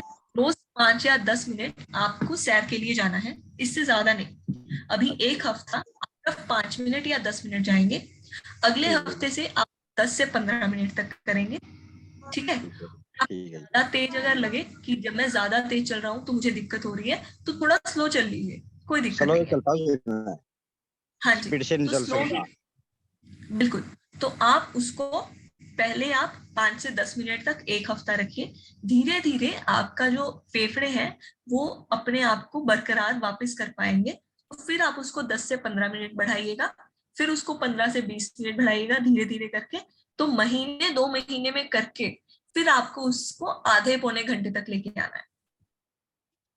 ठीक है जी। ठीक है? तीसरी चीज, अश्वगंधा होता है, अश्वगंधा का पाउडर भी मिलता है या फिर लकड़ी भी मिलती है। आप ऑर्डर मिल जाते हैं बंदा जगह। हाँ जी, तो अश्वगंधा का पाउडर आप पानी में उबालकर उसको 1 कप रोज पिएंगे। अच्छा जी। ठीक है? 1 दिन छोड़कर। ठीक है जी। और जो मैं दवाई ले जाऊँ देसी, उनके बारे में क्या करूँ? सर देसी दवाई का ये सीन होता है कि देसी दवाई के ऊपर कुछ भी लेबल नहीं लगा होता क्योंकि उसके अंदर क्या प्रेजेंट है ना? मैं उन्हीं से ठीक होया हूँ ज्यादातर जी, देसी दवाई से। हाँ जी, नहीं मैं ये नहीं बोल रही कि देसी दवाई काम नहीं करती। मैं ये कह रही हूँ कि देसी दवाई के ऊपर कुछ भी रैपर या लेबल नहीं लगा होता, कुछ भी मार्किंग नहीं होती मैं सलाह इसके, तो लेता हूँ जी डेली। है ना? तो उसको हम जज नहीं कर सकते कि वो अच्छी है या नहीं। अगर आपको लग रहा है कि जिससे भी आप आयुर्वेदिक दवाई ले रहे हैं वो ट्रस्टेड पर्सन है या फिर उनको नॉलेज है इस चीज की, तो आप ले सकते हैं। अगर आपको लगे कि आपको 1% भी उस चीज से नुकसान हो रहा है या फिर दिक्कत हो रही है, तो मैं आपको रिक्वेस्ट करूंगी कि वो आप छोड़ दीजिए। अगर आपको ठीक हो रहा है वो तो तो ठीक नॉलेज है। है जी मनोज के बारे में। हाँ जी, हाँ जी, उसके बारे में सलाह जी के बारे में नॉलेज है पूरी मना। नहीं नहीं, आपको नहीं कह रही मैं, जिनसे आप देसी दवाई लेकर आते हैं ना, जो भी डॉक्टर हैं देसी दवाई देने वाले, हाँ अगर उनको प्रॉपर हाँ हाँ। है इस चीज में, तो आप उनसे देसी दवाई ले सकते हैं, कोई दिक्कत नहीं है। अच्छा जी, ठीक है जी, ठीक है भाई। हाँ नमस्कार मैम। हाँ जी, नमस्कार। मेरा एक लड़का है जी, वो 13 साल का है। Okay sir. उसका नवोदय विद्यालय में एडमिशन है, वो हमसे दूर रहता है जी, जहाँ नवोदय विद्यालय है हमारे जिले का। हाँ जी, नवोदय में हॉस्टल में रहते हैं बच्चे। हाँ, वो हॉस्टल में रहता है मैम। वो एक दिन उसको चांचक दौरा आ गया। Okay sir. तो दौरा आया तो हम, जैसे हमारा पीजीआई है रोहतक, ठीक है सर। उसमें चेक करा तो मतलब उन्होंने दवाई चालू कर दी, तो बताया कि ये 3 साल तक दवाई चलेंगी, उसकी परमानेंट दवाई अभी चालू है। Okay sir. तो उसके अलावा कुछ और मतलब उसको ये 3 साल के बाद वो ठीक हो जाएगा कि ये और पूरी जीवन चलेंगी? तो सर दौरा पड़ना को हम इंग्लिश में, जो इसकी साइंटिफिक टर्म है, इसको एपिलेप्सी भी बोल देते हैं या फिर सीजर्स बोल देते हैं, है ना। इनका डाइट के अंदर ज्यादा, डाइट का इसके अंदर कंट्रीब्यूशन नहीं होता, मतलब डाइट से हम इसको ठीक नहीं कर सकते। लेकिन अगर हम अपनी डाइट को प्रॉपर नहीं रखेंगे तो ये कंडीशन और बुरी हो सकती है, क्योंकि ब्रेन की कंडीशन है ना। अगर हम डाइट प्रॉपर नहीं रखें, ब्रेन को प्रॉपर न्यूट्रिशन नहीं मिल पाएगा, प्रॉपर पोषण नहीं मिल पाएगा, है ना। तो उस चीज में फिर हम उसको ठीक नहीं कर पाएंगे। लेकिन जो डॉक्टर को दवाई दी है, अगर वो कह रहे हैं कि वो 3 साल में दवाई से प्रॉपरली ठीक हो जाएंगे, है ना, तो वो आपको दवाई कंटिन्यू करनी चाहिए। और बच्चे को समझाना चाहिए कि हॉस्टल में क्या होता है, बच्चे जब भूख लगती है तो आलतू फालतू की चीजें ज्यादा खाते हैं, है ना।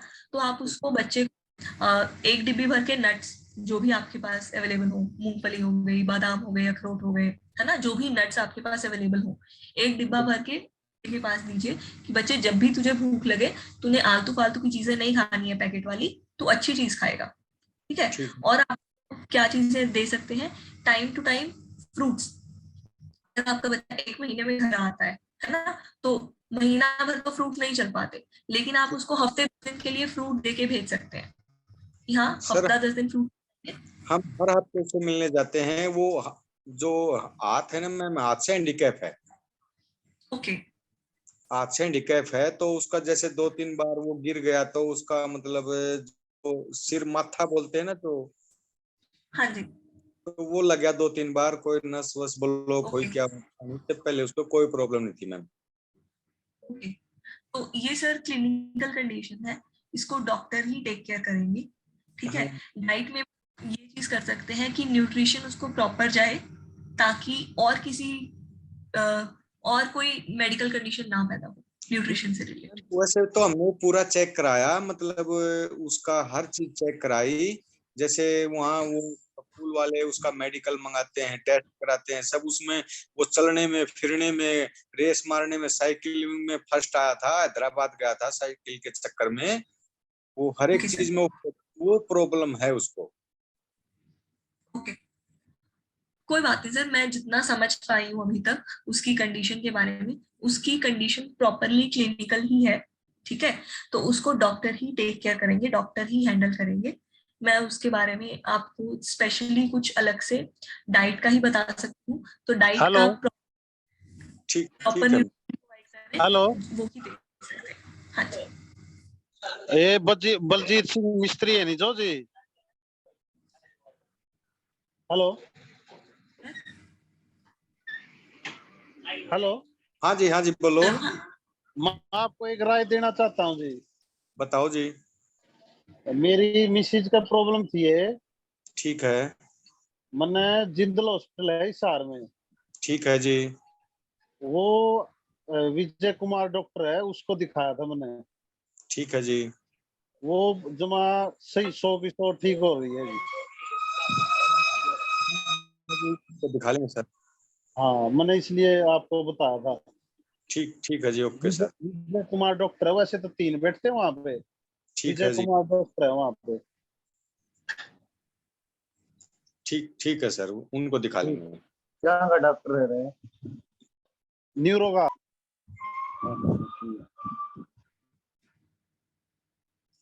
Thank you so much for your advice sir.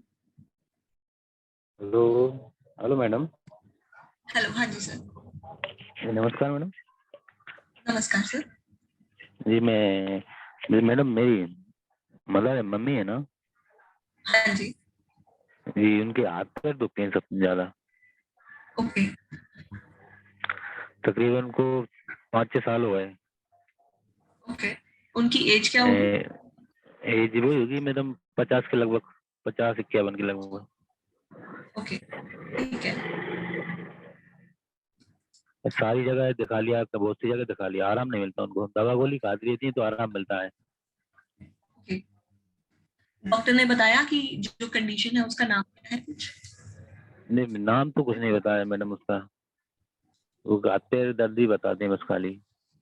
Okay, तो उनके जो हाथ पैरों में दर्द होता है उसका एक कारण हो सकता है, आपको ये नहीं बोल रही कि यही कारण है, यही चीज होगी। एक कारण हो सकता है इन्फ्लेमेशन। जैसे शरीर के बाहर अगर इन्फ्लेमेशन होती है तो हमें सोजिश दिखाई देती है ना, वैसे ही हमारे शरीर के अंदर, हमारे अंगों के अंदर, हमारे सेल्स के अंदर इन्फ्लेमेशन आ जाती है। ठीक है, उस इन्फ्लेमेशन को दूर करने के लिए हमें एंटी इन्फ्लेमेटरी फूड्स खाने पड़ते हैं जो कि मतलब अंदर की सोजिश है उसको कम करें।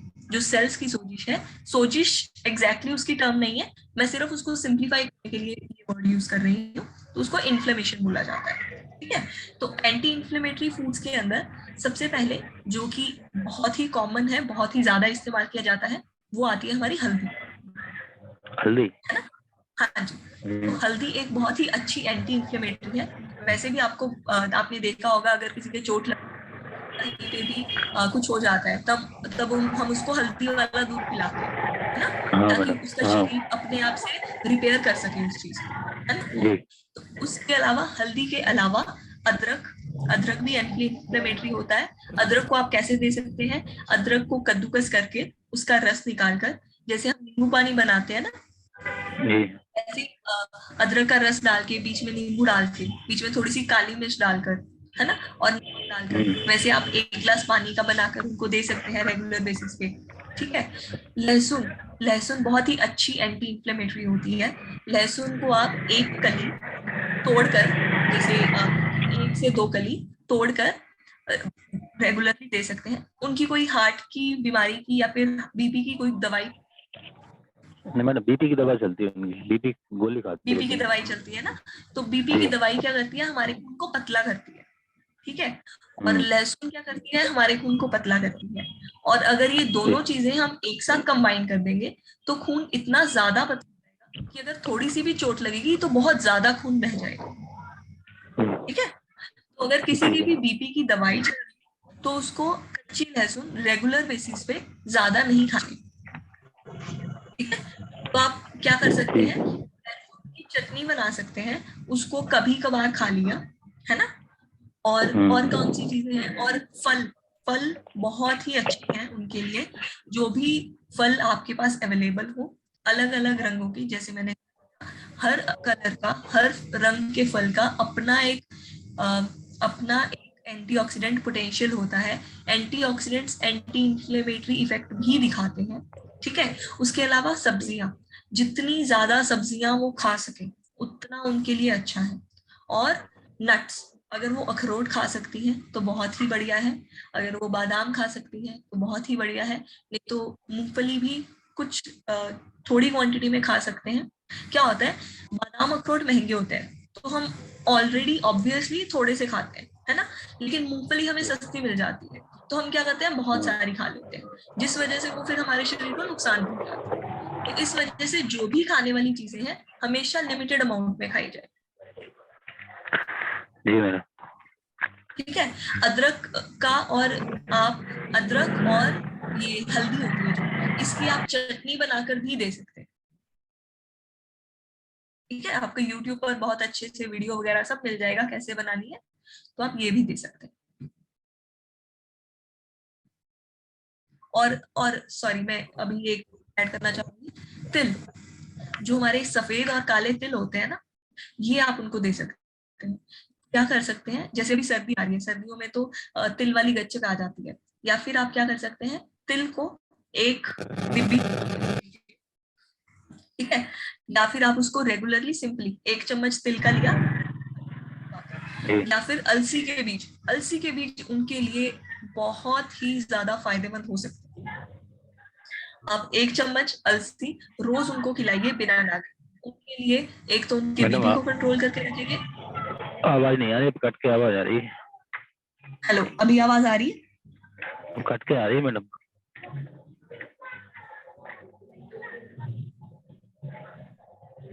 हाँ नहीं आपकी आवाज मुझे तो सही आ रही है। हो सकता है राशिद भाई आपका नेटवर्क थोड़ा दिक्कत में हो, नहीं, वो एक नेटवर्क तो बार मेरे चेक आ कर रहा है सही लीजिए। सर। मेरी सर आवाज मेरे सही आ रही है नेटवर्क तो आ आपको? रहा है।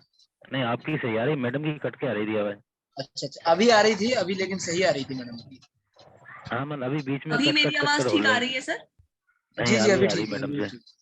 ओके, ठीक है। तो लास्ट चीज मैं आपको बता रही थी कि अलसी, अलसी की आप अलसी बहुत ही इजीली आपको किसी भी पंसारी की दुकान से, राशन की दुकान से मिल जाएगी। अगर उनको मैडम अलसी घर ही नाम मिल नहीं जाएगी पता हो तो फ्लैक्स सीड के नाम से मिल जाएगी।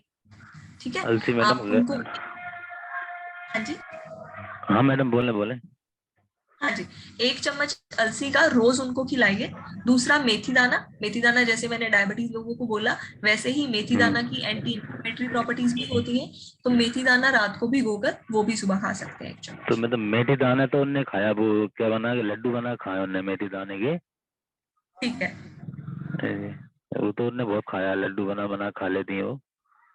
ठीक है। सिर्फ मेथी दाने से कुछ नहीं होगा, जो मैंने बाकी सारी चीजें बताई है ना, थोड़ी थोड़ी हाँ, जी सारी चीजें आपको इनकॉर्पोरेट करनी पड़ेगी, थोड़ी थोड़ी जी सारी आपको डाइट में इंक्लूड करनी पड़ेगी। और तीसरा उनको बोलिए कि मीठा कम खाएं, चीनी, मीठा, कोई भी मीठी चीज होती है ना, वो कम खाएं। हाँ जी कुछ जी भी मैडम। चीनी, गुड़, शक्कर, मीठी चीजें कम खाएं। मैम जी, ठीक है। मैम जी, हाँ जी, मेरी माँ का गठिया बा है जी, ठीक कई है साल सर, लाए थे जी, और सोजन ठीक है, रवा पाया में, और ठीक है ठंडे सर, आटे में जी उसमें दर्द रवा है हाथ पाया में। ठीक है, ओके सर। सर गठियावा में भी यही एंटी इंफ्लेमेटरी डाइट ही दी जाती है जो मैंने अभी सर को समझाई, तो रसीद सर को जो मैंने अभी समझाई है। तो एंटी इंफ्लेमेटरी डाइट ही आपको अपनी मदर को देनी है। उसके अंदर ये सारी चीजें, जैसे सर्दियों में तो हमारे पास हरी पत्ते वाली सब्जियां बहुत आती हैं, है ना, तो हरी पत्ते वाली सब्जियां दे सकते हैं।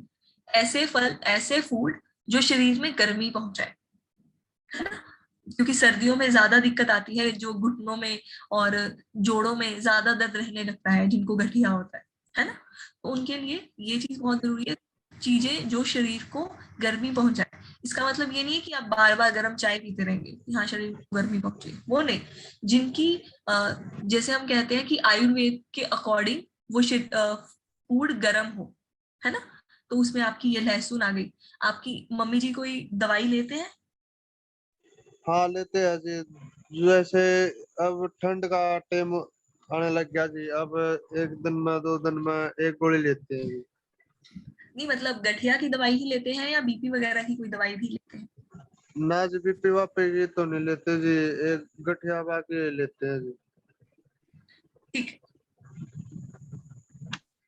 तो एक चीज सबसे पहले कि लहसुन, जैसे मैंने बताया कि लहसुन खा सकते हैं खाली पेट, है ना, या फिर मेथी दाना शुरू कर सकते हैं खाली पेट, या फिर अदरक लहसुन की चटनी, या फिर अदरक और हल्दी की चटनी बनाकर खा सकते हैं। तीसरा, तिल खा सकते हैं। चौथा, जो अलसी के बीज है वो बहुत ज्यादा सेहतमंद है उनके लिए, वो खा सकते हैं। बाकी जितनी भी सब्जियां रोज हो सके, सब्जियां और प्रोटीन भी साथ में प्रॉपर होना चाहिए, मतलब दालें, जिस तरह की भी दाल उनको सूट करती है। अगर कुछ लोग होते हैं जैसे एज में आकर राजमा चने वगैरह सूट नहीं करते, है ना, गैस वगैरह होने लगती है, तो या उसको अंकुरित करके बना सकते हैं। अगर आपको राजमा बनाने हैं, चने बनाने हैं, दालों को अंकुरित करिए फिर बनाइए, ठीक है। या फिर आप मूंग की जो आप बना रहे हैं उसको साबुत बनाइए, ठीक है। काला चना कम गैस करता है, काला चना खा सकते हैं, सफेद चना ज्यादा करता है ना। बाकी सोयाबीन खा सकते हैं, लोबिया खा सकते हैं। तो ऐसे अपनी डाइट को प्रॉपर मेंटेन करके रखें, और वो भी थोड़ा चीनी शक्कर कम खाएं। और पानी का, जैसे अभी किसी ने कमेंट में लिखा कि सुबह खाली पेट पानी पिए, सिर्फ खाली पेट पानी का नहीं, पूरे दिन पानी का जो इंटेक है वो प्रॉपर रखें। 3 से 4 लीटर पानी जरूर पिए, ताकि जो भी इम्प्योरिटीज है शरीर के अंदर वो बाहर निकल सके। ठीक है सर? ठीक है जी। हाँ, हेलो। जी। हेलो। जी जी सलमान भाई पूछिए आप। हम कह रहे हैं गैस से बहुत परेशान है, इसका कोई इलाज बता दीजिए। सर आपको किसी पर्टिकुलर खाने वाली चीज के बाद गैस होती हो, आपने कभी नोटिस किया हो? कुछ नहीं, मतलब खाने वाने चीज में दाल चावल सब्जी रोटी ये सब खाते हैं। ठीक है, नहीं कई बार होता है ना कि चने वगैरह खाने से कुछ लोगों को गैस होती है, कुछ लोगों को गोभी खाने से गैस होती है, कुछ मैम जी, लोगों को गोभी खाने मैम से जी होती है, कुछ ये कह रहे मिर्च हैं से होती चने है। चने दूध पीते हैं ना तो हाजमा नहीं बनाता है ना। ठीक है, कुछ लोगों को दूध से भी गैस होती है। आप क्या करिए, आप 3-4 दिन दूध छोड़ के देखिए। आप अगर आपको लगे तो पनीर का सेवन कर सकते हैं, लेकिन दूध दूध चना ये सब नहीं खा रहे हैं, हम कुछ भी नहीं खा रहे हैं, सिर्फ खाना खा रहे हैं बस। और अभी भी परेशान ही है, 3 दिन से बहुत परेशान है, इसीलिए परसों में इसमें नहीं आए थे। दूध को हजम करने के लिए ना जी शरीर के अंदर एक अलग से सिस्टम होता है, आप कह सकते हैं। ठीक है, तो क्या दूध हजम करने वाला जो सिस्टम है वो खत्म हो चुका होता है या खराब हो जाता है कुछ समय के बाद, आजकल जो हमारा लाइफस्टाइल है उससे। तो अगर आपको लगे कि दूध एक कारण है, दूध हो सकता है कारण, वो आप छोड़ के देखिए। बाकी आप एक डायरी लगाइए, सुबह से रात तक आप लिखिए कि आपने क्या खाया। ठीक है, फिर उस दिन लिखिए कि आपको कैसे। हमको ये चने दूध से नहीं, मतलब गैस बन रही है, जिससे पेट दबा रहे हैं ना, बहुत गैस मुंह कहने नहीं कर रहा है, डका रहे, तो ये बहुत हाँ जी, हेलो हेलो। हेलो, मेरी आवाज आ रही है? हाँ जी, हाँ, तो कह रहे हैं जैसे पसली के नीचे जो ना मतलब दर्द होती थी, जैसे पथरी हो जाती है, पेंटिस हो जाता है, हाँ जी, तो ओके। ऐसे में दर्द हो रहा था बहुत तेजा से, तो जो ना 2 सुई लगवाए, मतलब गांव वाले डॉक्टर के पास, तो 2 सुई लगाए, कहे ये गैस से हो रहा है, मतलब गैस ऊपर चढ़ जाती है इसलिए हो रहा है। और गैस अभी भी जो ना मतलब एक पाउडर लाए हुए हैं, उसी खा रहे हैं बस, और फायदेमंद नहीं जना रहा है इसमें। सर देखिए, गैस के लिए ये नहीं है कि गैस के लिए आपने एक दिन इंजेक्शन लगवा लिया तो आपको कभी गैस नहीं होगी। वो इंजेक्शन उस लिए था कि जब आपको गैस एक्सट्रीम बहुत ज्यादा हो रखी थी उसको कंट्रोल करने के लिए। ठीक है, जी बाकी है आपको डाइट ही कंट्रोल करनी पड़ेगी। दूसरा, जब आप खाना खाते हैं ना, एक जी तो जल्दी नहीं खाएं, जी दूसरा खाना खाते समय बोले नहीं। जी जैसे बचपन से हमें सिखाया जाता है खाना एकदम चुप बैठ के खाना है, खाना खाते समय बात नहीं करनी है ना, और जी खाना अच्छा खाकर खाना है, खाने के साथ पानी नहीं पीना। तो ये सारी चीजों का ध्यान रखें। तीसरा, जैसे मैंने आपको बताया, डायरी लगानी है, डायरी लगाइए, चेक जी कीजिए कि कौन से खाने से आपको गैस ज्यादा होती है, कौन से खाने से कम होती है। जी।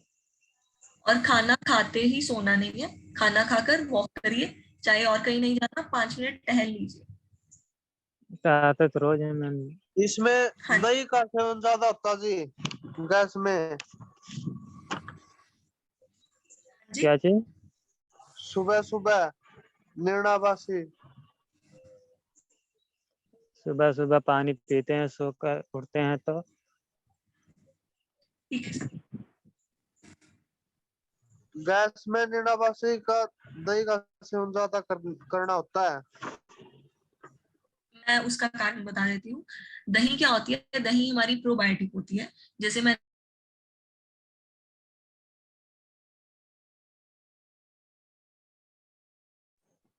हेलो मैम, आपकी आवाज नहीं आ रही। हेलो। एक मिनट आपके यहाँ पे कनेक्शन का थोड़ा नेटवर्क है, थोड़ा प्रॉब्लम है, वो भी ज्वाइन बैक कर रहे हैं। एक बारी मंदाकिनी आप एक बारी देख लेंगे प्लीज। Yes sir.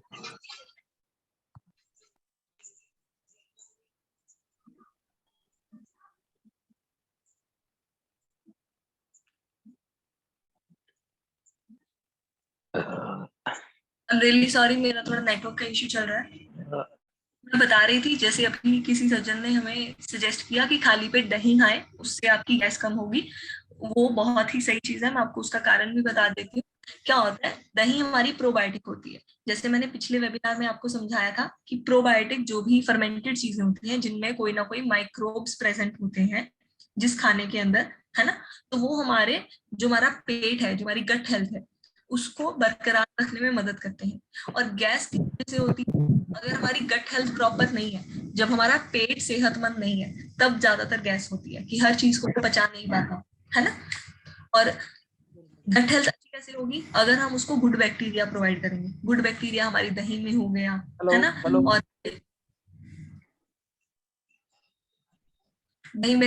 हमारे दही में हो गया, या फिर जैसे मैंने बताया था कि सिरके वाले प्याज वगैरह, लेकिन वो चीजें खाली पेट खाने वाली नहीं है, उनसे एसिडिटी हो जाएगी खाली पेट। लेकिन दही आप खाली पेट खा सकते हैं, उससे आपका हो सकता है better.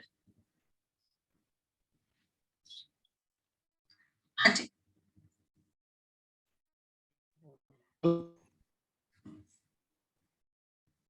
Ji thank you so much ma'am. किसी भाई का और सवाल कोई? एक रमेश जी का सवाल था, उन्होंने कुछ पूछा था अपनी वाइफ के बारे में। एक बार उस सवाल का जवाब और दे दीजिए ना। उन्होंने पूछा था कि वाइफ के सिर में दर्द रहता है बहुत ज्यादा। Okay, hello.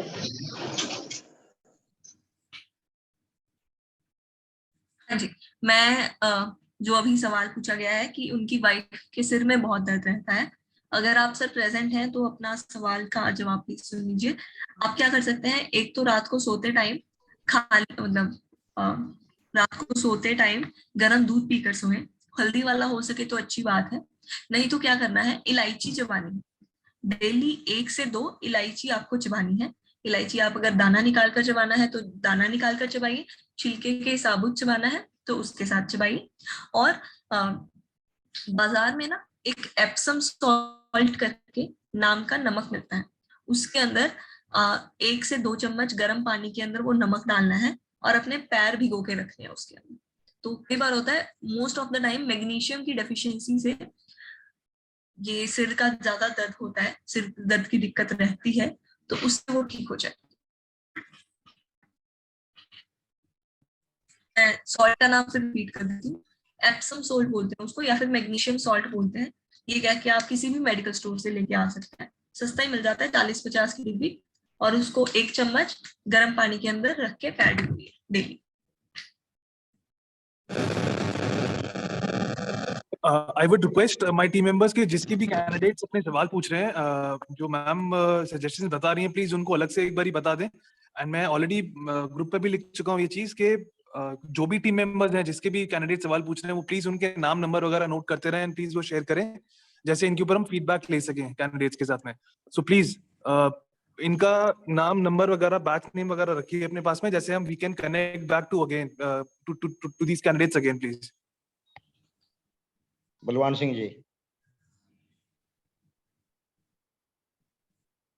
हेलो। जी जी बलवान भाई पूछिए। हाँ जी बलवान सिंह जी। जी जी पूछिए। तो पूछ लिया था मन तो शुगर के बारे में और ये कोविड के बारे में। ठीक है ठीक है ठीक है। बाकी किसी और भाई का कोई सवाल है? मेरे ख्याल में एक हमारे भाई थे, उनका भी एक सवाल था छोटा सा। असगर भाई क्या सवाल था आपका? अब आप पूछ सकते हैं यहाँ पे।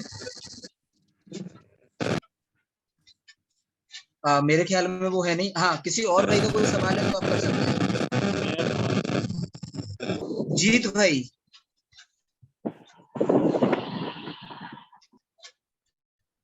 जीत जी, आपको आवाज आ रही है मेरी? हेलो। अफराज खान जी बताएं। भाई मैं ये पूछ रहा हूँ यार, हमारी मम्मी जो है उनकी यार बीपी की गोली कंटिन्यू चलती है यार। किस चीज की? आपकी मम्मी की किस चीज की गोली कंटिन्यू चलती है सर? क्या? कौन सी गोली कंटिन्यू चलती है? किस चीज की गोली कंटिन्यू चलती है? बीपी की, ब्लड प्रेशर। ओके। एक हाथ एक पैर दर्द करता है, और क्या नाम से, सॉरी, ये मुंडी के अंदर झुनझुनी आती है, जैसे नली चौक हो रही हो, कोई नस चौक हो रही हो। तो आपने डॉक्टर को दिखाया है इसके रिलेटेड? दिखाया, सीटी स्क्रीन भी करा दी, सारी जांच करा दी, सारी चीजें नॉर्मल है, कुछ पकड़ में नहीं आ रहा उनके लिए। ओके, तो एक तो आप ध्यान रखिए कि उनकी जो भी डाइट है वो प्रॉपर हो। जैसे मैंने अपनी पीपीटी में सारे फल सब्जियां, सारे फूड्स, है ना, सब चीजों के बारे में बताया। कोशिश कीजिए कि डाइट प्रॉपरली लें अपनी, है ना। कोई भी मैदे से बनी चीजें या फिर चीनी ज्यादा वाली चीजें वो अवॉइड करें। ज्यादा आलू वगैरह या फिर जिन चीजों में ज्यादा कार्ब्स हो, है ना, चावल वगैरह ज्यादा ओपनली नहीं खाएं। अगर आपको चावल खाने हैं तो हफ्ते में 1 बार खाएं।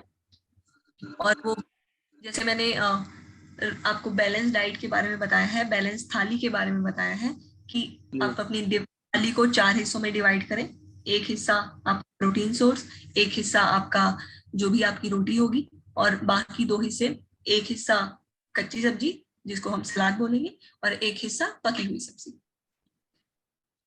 ठीक है। और साथ में जो चीजें हम कर सकते हैं वो यही है हमारी एंटी इंफ्लेमेटरी फूड्स। और अलसी, अलसी बहुत सेहतमंद हो सकती है उनके लिए, और मेथी दाना बहुत सेहतमंद हो सकता है उनके लिए।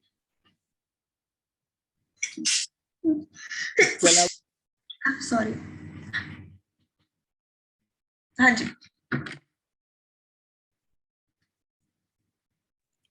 जी किसी भाई का और कुछ सवाल?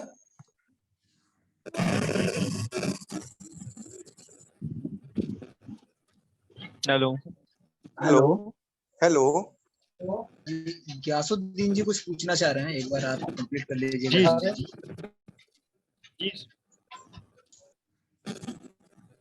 जी पूछिए भैया। कह रहे हमारी बच्ची 5 साल की।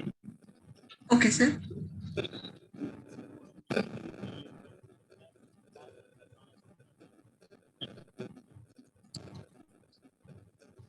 सर आपकी आवाज नहीं आ रही है, बस इतना ही सुनाई दिया है कि आपकी बच्ची है 5 साल की। उस मिट्टी में अगर खेल लेती है थोड़ा सा तो उसके पैर में इन्फेक्शन सा हो जाता है। ओके, आपने मुझे डॉक्टर को खुजली दिखाया इसके रिगार्डिंग?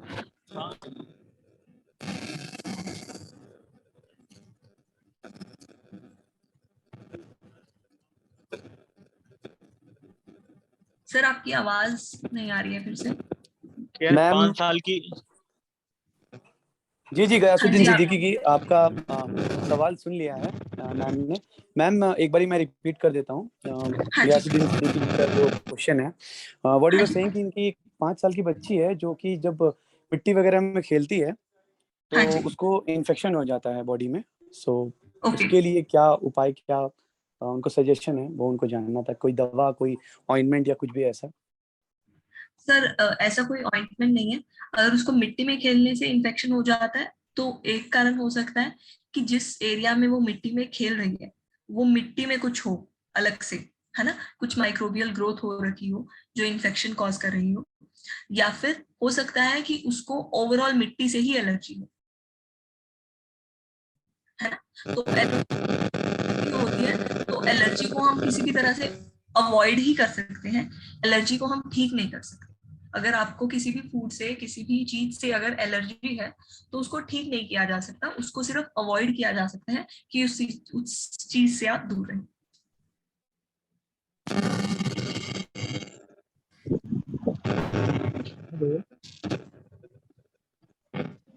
हेलो हेलो, हाँ जी मैडम, अर्ची जो खाते हैं उसका कोई परहेज या जो स्वस्थ आदमी है वो भी खा सकता है क्या? अलसी? अर्ची? हाँ जी सर, बिल्कुल खा सकते हैं अलसी। मैंने जैसे पहले भी बताया, अलसी हमारी वेजिटेरियन इंसान की डाइट में एक लौता ओमेगा 3 का अच्छा सोर्स है ना। और ओमेगा 3 सिर्फ उसको नहीं चाहिए जिसको हार्ट डिजीज है या जिसको डायबिटीज है या जिसको किसी जगह पे दर्द रहता है। ओमेगा 3 हम सबको चाहिए। और अलसी अगर आप सब खाना चाहें तो जैसे हर इंसान बादाम अखरोट खा सकता है ना, वैसे ही हर इंसान अलसी भी खा सकता है। लेकिन जो मात्रा है उसको ध्यान में रखें कि ज्यादा नहीं कंज्यूम करें कोई भी चीज, 1 चम्मच 1 दिन का मैडम बस। इसके कोई परहेज होते हैं क्या? लस्सी या दही दूध के? नहीं सर, ऐसा कोई परहेज नहीं। आप अगर उसको अलसी को खाना चाहें कि आपको अलग से नहीं खाई जा रही तो आप उसको रोस्ट करके, है ना, आप उसको 1 चम्मच अपनी दाल में डाल के खा लीजिए। सुबह के टाइम खाते हैं मैडम, शाम को टाइम? किसी भी समय खा सकते हैं सर, कोई दिक्कत नहीं है। बादाम का कोई समय होता है? ये जो अपने बड़े बुजुर्ग है वो बोलते हैं भाई लस्सी नहीं पीनी, ऐसा कुछ होता है क्या? सर वो चीज होती है कि आयुर्वेदा के अकॉर्डिंग लस्सी की जो जिसको हम बेसिक बोल देते हैं, लस्सी ठंडी मानी जाती है ना, और अल्सर मानी जाती है। तो ये चीज का आयुर्वेदा के अंदर होता है कि गर्म चीजें और ठंडी चीजें एक साथ नहीं खानी, है ना। लेकिन अगर आप डेली बेसिस पे उस चीज को कंज्यूम कर रहे हैं तो कोई इशू नहीं है, आप उसको खा सकते हैं। अगर आप प्रॉपर डेली का पानी इंटेक प्रॉपर ले रहे हैं, है ना, कोई इशू नहीं है, आप उसको खा सकते हैं। लस्सी का कोई प्रॉब्लम नहीं सर, इवन कुछ लोग लस्सी के अंदर अलसी के बीज पीस कर डाल के खाते हैं, कोई इशू नहीं है। बस यही पूछना था, लस्सी का प्रॉब्लम। हाँ जी, नहीं कोई परहेज नहीं सर, आप खा सकते हैं। हेलो हेलो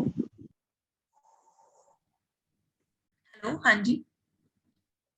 जी मैम, मैं राजू बजाज हाँ जी सर, गोरखपुर उत्तर प्रदेश से बोल रहा हूँ। सर आपकी वॉइस थोड़ी ब्रेक कर रही है, प्लीज बताइए। मैं चौरी चौरा गोरखपुर उत्तर प्रदेश से बोल रहा हूँ। ओके, हाँ जी। मेरे पिताजी को हार्ट की प्रॉब्लम है। हार्ट की प्रॉब्लम है, ठीक है जी, उनके पंप लीकेज है। तो मई महीने में उनको एडमिट किया गया था हमने। ओके। नोएडा 27 में कैलाश हॉस्पिटल में। Okay sir. तो वहाँ से उनका इलाज तो चल रहा है फिलहाल, ठीक है। लेकिन एक टेस्ट होता है एंजियोग्राफी का, हाँ जी, वो हमने अभी करवाया नहीं है क्योंकि पैसे की अभाव है। Okay sir. ठीक है, तो ये टेस्ट मतलब हम लास्ट किस महीने तक करवा सकते? सर मैं ये चीज क्लैरिफाई कर देना चाहूंगी कि आई थिंक ये क्लैरिफाई नहीं किया गया है। मैं डॉक्टर नहीं हूँ सर, मैं डाइटिशियन हूँ। मैं सिर्फ खाने पीने के बारे में आपको बता सकती हूँ। जो भी आपके टेस्ट हैं, जो भी आपकी मेडिसिन है, उसके बारे में सर प्लीज आप अपने डॉक्टर के साथ कंसल्ट करिए, बिकॉज मुझे उस चीज की नॉलेज नहीं है सर। मैं आपको गलत गाइड नहीं करना चाहती। आप प्लीज अपने डॉक्टर से, अगर आपकी फैमिली डॉक्टर हैं कुछ, उनसे आप गाइडेंस ले सकते हैं। लेकिन सर मैं आपको नहीं बता सकती कि आप वो कब तक कर सकते हैं। Sorry sir. हेलो हेलो, हाँ जी सर। मैडम, मैं ये कह रहा था, सुबह मॉर्निंग में खाली पेट अगर गर्म पानी पिए तो उससे कोई नुकसान तो नहीं है? नहीं सर, कोई नुकसान नहीं है, आप पी सकते हैं सुबह खाली पेट गर्म पानी।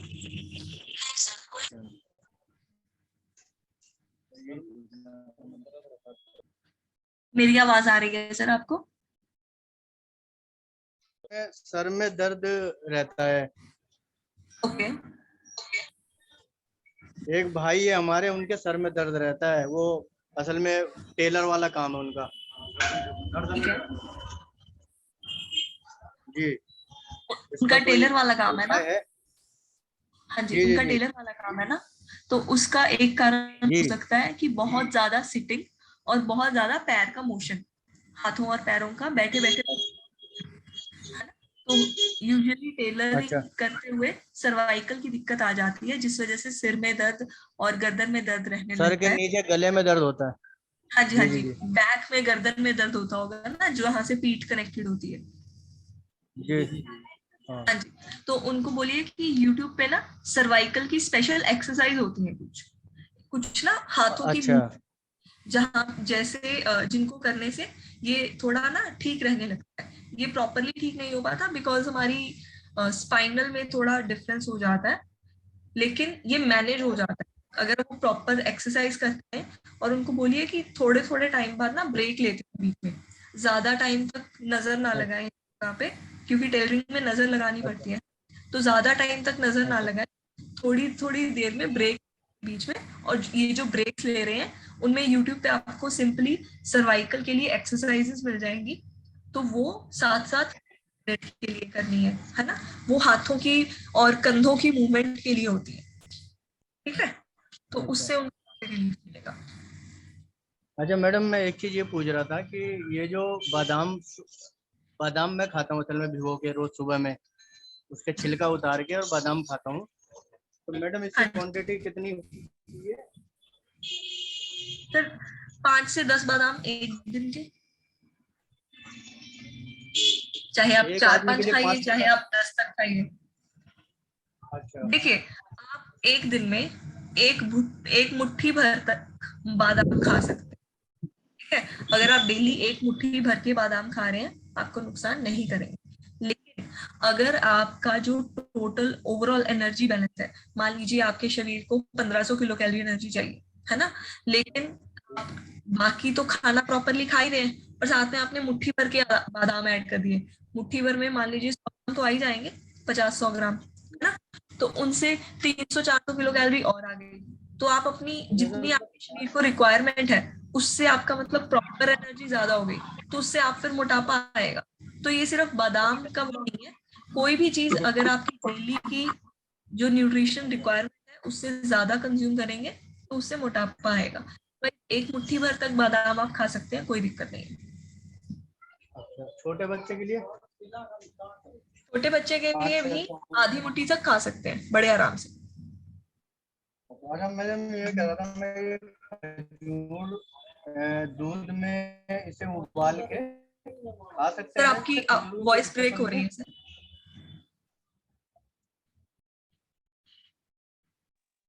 वो मेरे ख्याल में ये कह रहे हैं कि क्या दूध में उबाल के खा सकते हैं बादाम?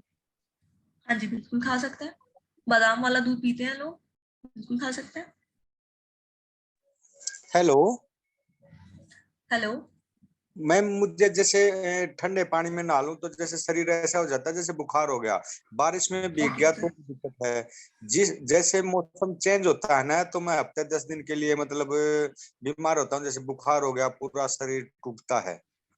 हाँ जी सर, आपका इम्यून सिस्टम वीक हो सकता है, आपको अपने इम्यून सिस्टम को स्ट्रॉन्ग करना है, आपको अपने पोषण का ध्यान रखना है कि सारी चीजें, सारे फूड ग्रुप आप अपने खाने में अच्छे से कंज्यूम करें और इन्फेक्शन से बच के रहें कुछ टाइम, ताकि आपका जो इम्यून सिस्टम है वो रिपेयर हो सके, है ना। आप उसको प्रॉपर पोषण दें, लेकिन इस चीज का ध्यान भी रखें कि आप उसको किसी इन्फेक्शन के साथ इंट्रोड्यूस नहीं करवा रहे हैं। जैसे आजकल क्या है, बहुत ही वायरल फैला हुआ है ना, कोविड एक तरह का वायरस था, लेकिन वो कोविड था इसलिए हम सब ध्यान रखते थे, हाथ टाइम टू टाइम हाथ धो के रखते थे, है ना, मास्क लगा के रखते थे। लेकिन अभी करंटली भी बहुत ज्यादा वायरल फैला हुआ है, तो आप अपने आप को इन्फेक्शन से बचा के रखें, टाइम टू टाइम हाथ धोते रहें, मास्क लगा कर, है ना, अपना जो खाना है उसको प्रॉपर रखें, जो मैंने अभी सारी चीजें सबको बताई, है ना, वो सारी अच्छे से फॉलो करें। ठीक है मैम, मतलब ये कोई सर्द गर्म की कोई दिक्कत तो नहीं है मैम, जैसे सर्द गर्म हो जाती है वैसे कोई? सर अगर आप मतलब ठंडे पानी से नहाकर एकदम खुद को ठंडे एनवायरनमेंट में ही रखेंगे, लेकिन बाहर जब सर्दी है, मान लीजिए अगर आप दोपहर के 2 बजे ठंडे पानी से नहा रहे हैं, उस टाइम पे दिक्कत नहीं है, क्यों, क्योंकि बाहर का जो मौसम है वो भी गर्म है ना, लेकिन बाहर एनवायरनमेंट में सर्दी है, उस टाइम पे आप ठंडे पानी से नहाकर ठंडी में वापस जा रहे हैं, तो ऑब्वियसली वो सर्द गर्म का होगा ही सर। मैं आज तक ठंडे पानी में नहाता है नहीं, मजबूरी में कई बार जा रखा हूँ, जैसे बारिश आगे चल रहा हूँ तो वो एक अलग बात है, तो मैं पूरा मतलब हर टाइम गर्म पानी से नहाता हूँ मैम। तो सर आपकी बॉडी को आदत भी हो चुकी होगी अब गर्म पानी से नहाने की। क्या होता है जब हम हमारी बॉडी में हर चीज की रेजिस्टेंस होती है ना, अगर तो हम चीज को टाइम टू टाइम करते रहते हैं तो वो रेजिस्टेंस बनी रहती है, और अगर छोड़ देते हैं तो रेजिस्टेंस हट जाती है। जैसे कि अगर हमारे इंडिया का कोई बच्चा गोलगप्पे वाली रेडी पे जाकर गोलगप्पे खा के आता है, कुछ नहीं होता उसको, लेकिन अगर कोई बाहर से आया हुआ बच्चा बाहरले देश से इंडिया की किसी भी रेडी पे जाके गोलगप्पे खाएगा तो उसको इन्फेक्शन हो जाएगा। क्यों? क्योंकि उसकी बॉडी में उस चीज के लिए इम्यूनिटी है ही नहीं, वो उस माइक्रो ऑर्गेनिज्म से इंट्रोड्यूस ही नहीं हुआ, है ना। तो सिमिलर थिंग, अगर हम अपनी बॉडी को किसी भी एक तरीके से चीज प्रोवाइड करते रहते हैं, तो अगर हम दूसरे तरीके से जब बचा के रखा हुआ था तब कुछ नहीं हुआ, लेकिन अगर ज्यादा बचा के ही रखते रहे, है ना, हमेशा, तो अगर कुछ बदलेंगे तो फिर वो बॉडी अडेप्ट करने में टाइम लेती है।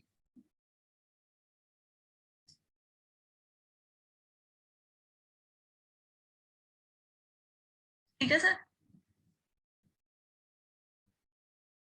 हेलो? ओके, मेरे ख्याल में वो क्लियर है।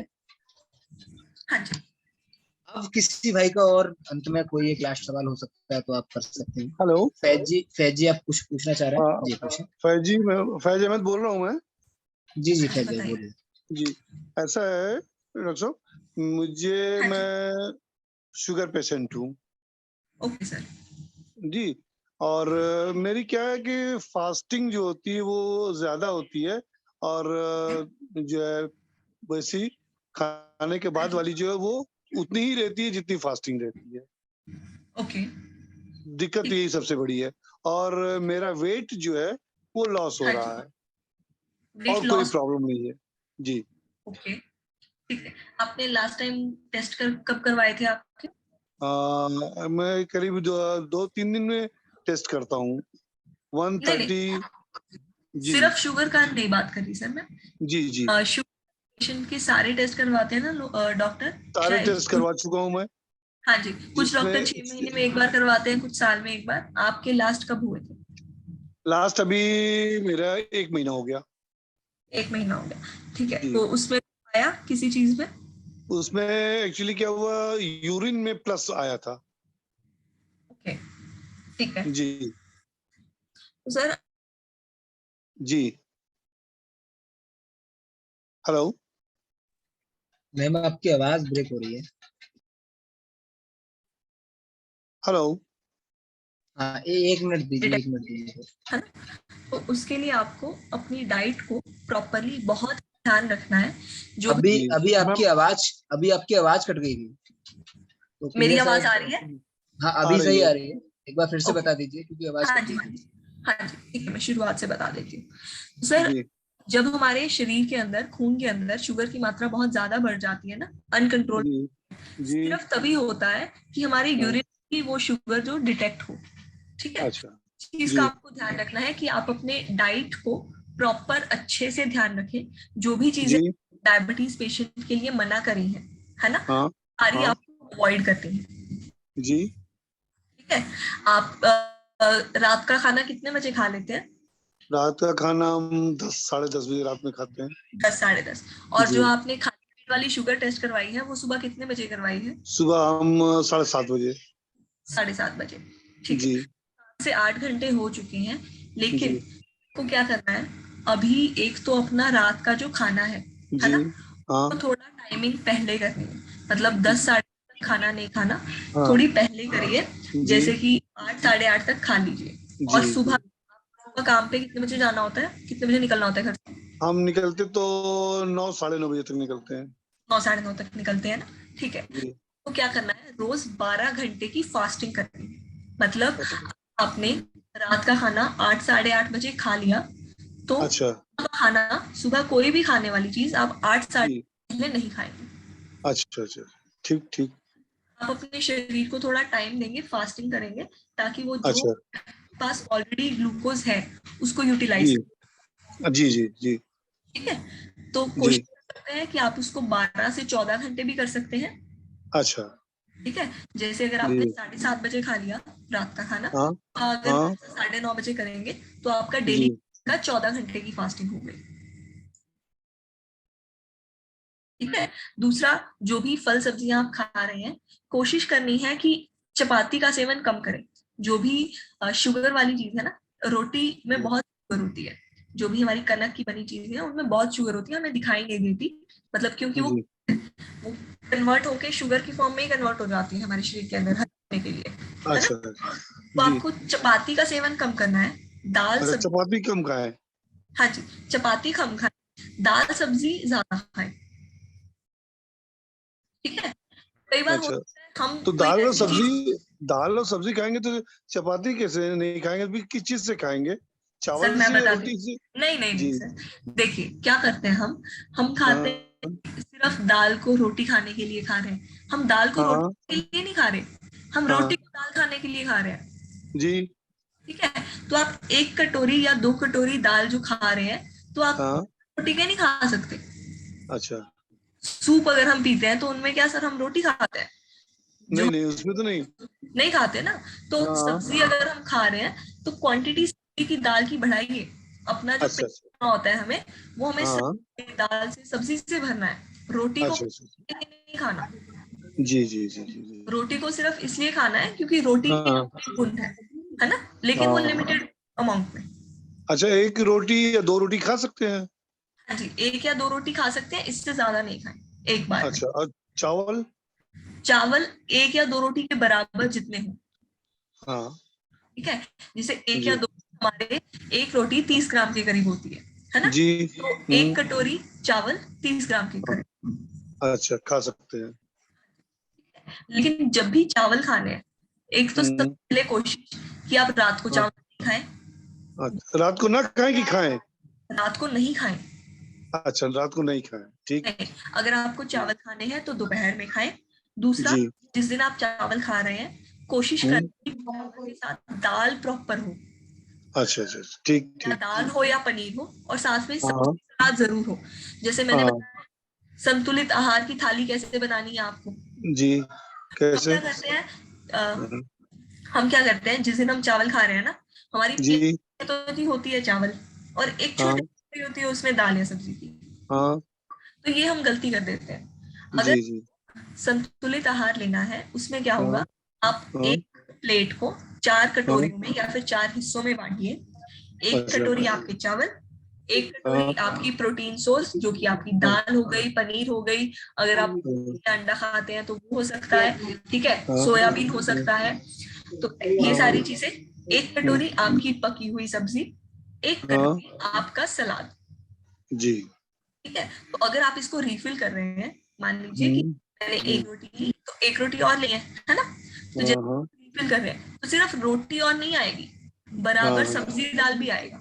तो उस हिसाब से अपना, हाँ जी, तो उस हिसाब से अपना पेट भरिए कि हाँ आपको दाल सब्जी प्रॉपर खानी है। हम यही गलती कर जाते हैं कि 1 खीरा काटते हैं, 5 बंदों की फैमिली खाएगी वो, फिर बोलते हैं जी हम सलाद तो रोज खाते हैं। अच्छा, चिकन वगैरह? चिकन खा सकते हैं, बिल्कुल खा सकते हैं, फिश खा सकते हैं, एग खा सकते हैं, लेकिन इनको फ्राई फॉर्म में नहीं खाना है। रेड मीट नहीं खा सकते? रेड मीट नहीं खाना, रेड मीट बिल्कुल भी नहीं। चिकन, फिश, एग खाना है तो उसको ऐसी फॉर्म में खाना है कि वो फ्राइड नहीं हो, चाहे वो स्टीम्ड हो सकता है, वो प्रेशर कुक हो सकता है, वो तंदूरी हो सकता है, लेकिन वो फ्राइड नहीं हो। अच्छा, फ्राई नहीं हो सकता? नहीं, तंदूरी में भी उसको ये नहीं करना जैसे मार्केट में मिलता इतनी सारी क्रीम लगाकर इतना सारा उस फॉर्म में नहीं। तंदूरी जैसे हम घर में पनीर टिक्का बनाते हैं, वैसे आप घर में चिकन टिक्का बना सकते हैं, फिश टिक्का बना सकते हैं। ज्यादा उस पे आप उसकी कोटिंग करने के लिए, कुछ लोग कोटिंग करते हैं मसालों की, है ना, आप से कोटिंग कर सकते हैं मसालों की, चिपकाने मसाले है ना, हमने उनमें फ्लेवर ही डालना है। जी जी जी जी। तो उसमें थोड़ी थोड़ी हर चीज में हमें मॉडिफिकेशन करनी है। अच्छा अच्छा अच्छा अच्छा। मॉर्निंग में हैवी डाइट के लिए क्या कर सकते हैं? हैवी डाइट क्या ले सकते हैं? अभी आप करंटली क्या खाते हैं? अभी जैसे मॉर्निंग में हम तो लेते हैं, अखरोट ले लेते हैं और काजू लेते हैं। हाँ जी जी, और खजूर लेते हैं। जी नहीं, ये हैवी डाइट, ये ब्रेकफास्ट थोड़ी हुआ। हाँ, तो ये मॉर्निंग में लेते हैं जिससे, तो ये नुकसान तो नहीं है? नहीं नहीं, कोई नुकसान नहीं है, लेकिन कितनी क्वांटिटी में लेते हैं? मैं जैसे 1 खजूर या 2 खजूर लेते हैं, 2 अखरोट लेते हैं। ठीक है। हाँ, और काजू 4-5 लेते हैं। ठीक है, आपको खजूर खाली पेट नहीं खानी है। अच्छा, खाली पेट नहीं खानी है, क्योंकि आपकी खाली पेट की शुगर बढ़ी रहती है ना, तो आपको जी जी। और किशमिश और कोई भी मीठी चीजें जो होती है वो अवॉइड थोड़े टाइम। नहीं, किशमिश नहीं खाते हैं। हाँ जी, खजूर भी थोड़े टाइम के लिए अवॉइड करनी है। खजूर की जगह पे सूखी खजूर आती है ना, छुआरे बोलते हैं। आती है, हाँ आती है, वो खा सकते हैं। अच्छा, वो खा सकते हैं, ठीक ठीक। वो इतने मीठे नहीं होते ना। जी जी जी जी। अच्छा मैडम, ये वेट जो लॉस हो रहा है, ये नहीं समझ में आ रहा है, ऐसा क्यों? सर आप अपना पहले तो आप अपना डाइट चेक करिए कि आप आपका फिजिकल एक्टिविटी लेवल हो सकता है बढ़ गया हो और आप डाइट बढ़ाई ना हो, है ना, सबसे पहला कारण ये हो सकता है। दूसरा कारण हो सकता है कि आपकी जो शुगर ज्यादा बढ़ी रहती है ना, नहीं मैडम, शुगर ज्यादा बड़ी नहीं रहती, 130 लास्ट होती है, समझ लीजिए 130 135 तक बहुत होती है। अच्छा, हम बराबर चेक करते हैं। जितनी खाली मॉर्निंग में पेट रहती इतनी होती है है? फास्टिंग, खाली पेट भी जो है 127 130 सर 26 खाली पेट बढ़ी ही हुई है। बड़ी, वही बता रहे हैं ना मैडम, इतनी जी। रहती है। उसके बाद जब हम चेक करते हैं शाम को 7 बजे 6 बजे, तो भी उतनी ही रहती है। तो खाना खाने की कितनी देर बाद चेक करते हैं? खाना खाने के 3 घंटे बाद चेक करते हैं। 3 नहीं, 2 घंटे बाद चेक करिए। अच्छा, 2 घंटे बाद चेक करते हैं। हाँ जी। तो भी उतनी खाना ही खाने रहती है मैडम, उतनी ही रहती है, ज्यादा बहुत डिफरेंस जंप नहीं करती है। आप खाने के साथ दवाई खाते हैं कोई शुगर की? नहीं, हाँ दवा खाते हैं, एक टेबलेट लेते हैं, एक लेते हैं आप इसका ब्लड प्रेशर के लिए लेते हैं ये एम्लोकाइड 5, और शुगर के लिए लेते हैं ये जालरा। कितनी बार लेते हैं दिन में? एक बस, रात में। ओके, ठीक है। तो सर आप अपनी ये जो सारी कंडीशन है ना, जो भी, तो वेट चेक करके कि कितना बढ़ रहा है या फिर कितना कम हो रहा है ना, कम हो रहा है। ये मैडम मैंने जब चेक किया था तो लगभग 15 से 20 दिन के अंदर 1 kg के करीब डिफरेंस हुआ था। पहले 500 ग्राम कम हुआ, फिर उसके बाद इस तरह से हल्का हल्का वेट कम हो रहा है। जैसे करीब 6 महीने में लगभग 1 kg 2 kg कम हुआ है। 6 महीने में 1 kg 2 kg is not a big deal.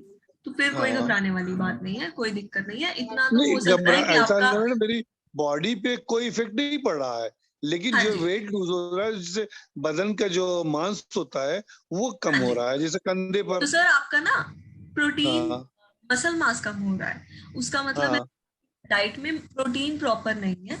ठीक है, आप अपनी डाइट के अंदर प्रोटीन प्रॉपर करिए। आपकी हर मील में प्रोटीन का सोर्स जरूर होना चाहिए। क्या हो रहा है, मसल मास कम हो रहा है ये।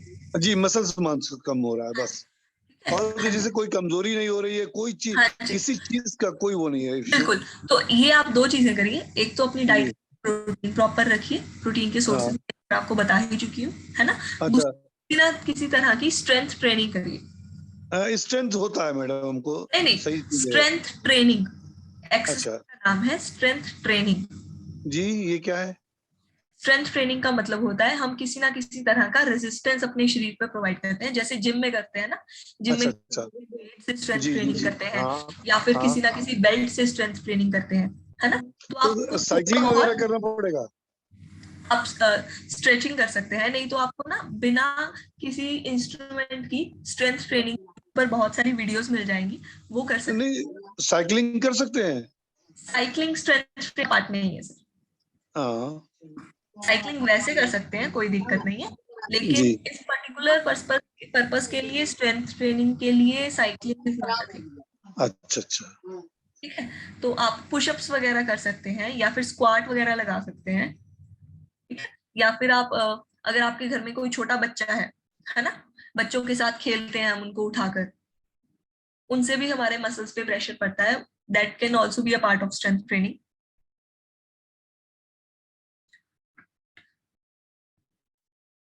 ठीक है, तो ये चीजें आप इंक्लूड कर सकते हैं। बहुत बहुत धन्यवाद मैम, बहुत बहुत धन्यवाद। और चलिए अभी इस सत्र को यहाँ पर विराम करने का समय आ गया है, समाप्त करने का समय आ गया है। तो एक बार सभी भाइयों का बहुत बहुत धन्यवाद इस सत्र को जोड़ने के लिए और इतना रोचक बनाने के लिए। काफी अच्छे सवाल आपके आए यहाँ पर, और आप सभी भाइयों का एक बार फिर बहुत बहुत धन्यवाद। और उससे भी ज्यादा धन्यवाद मैम आपका कि आपने जिस तरीके से भाइयों को समझाया, बहुत अच्छा सेशन रहा इस पर। Mandakini ma'am and Mansi ma'am, बहुत बहुत धन्यवाद, बहुत बहुत धन्यवाद सभी भाइयों का। तो विदा लेते हैं सभी भाइयों से और मिलते हैं अपने अपने सत्र में, जिस प्रकार से रोज शाम को सुबह हमारे सत्र चल ही रहे हैं। तो सभी भाइयों को नमस्कार, गुड नाइट, सबा खैर। Thank you so much ma'am. Thank you hello sir. Thank you.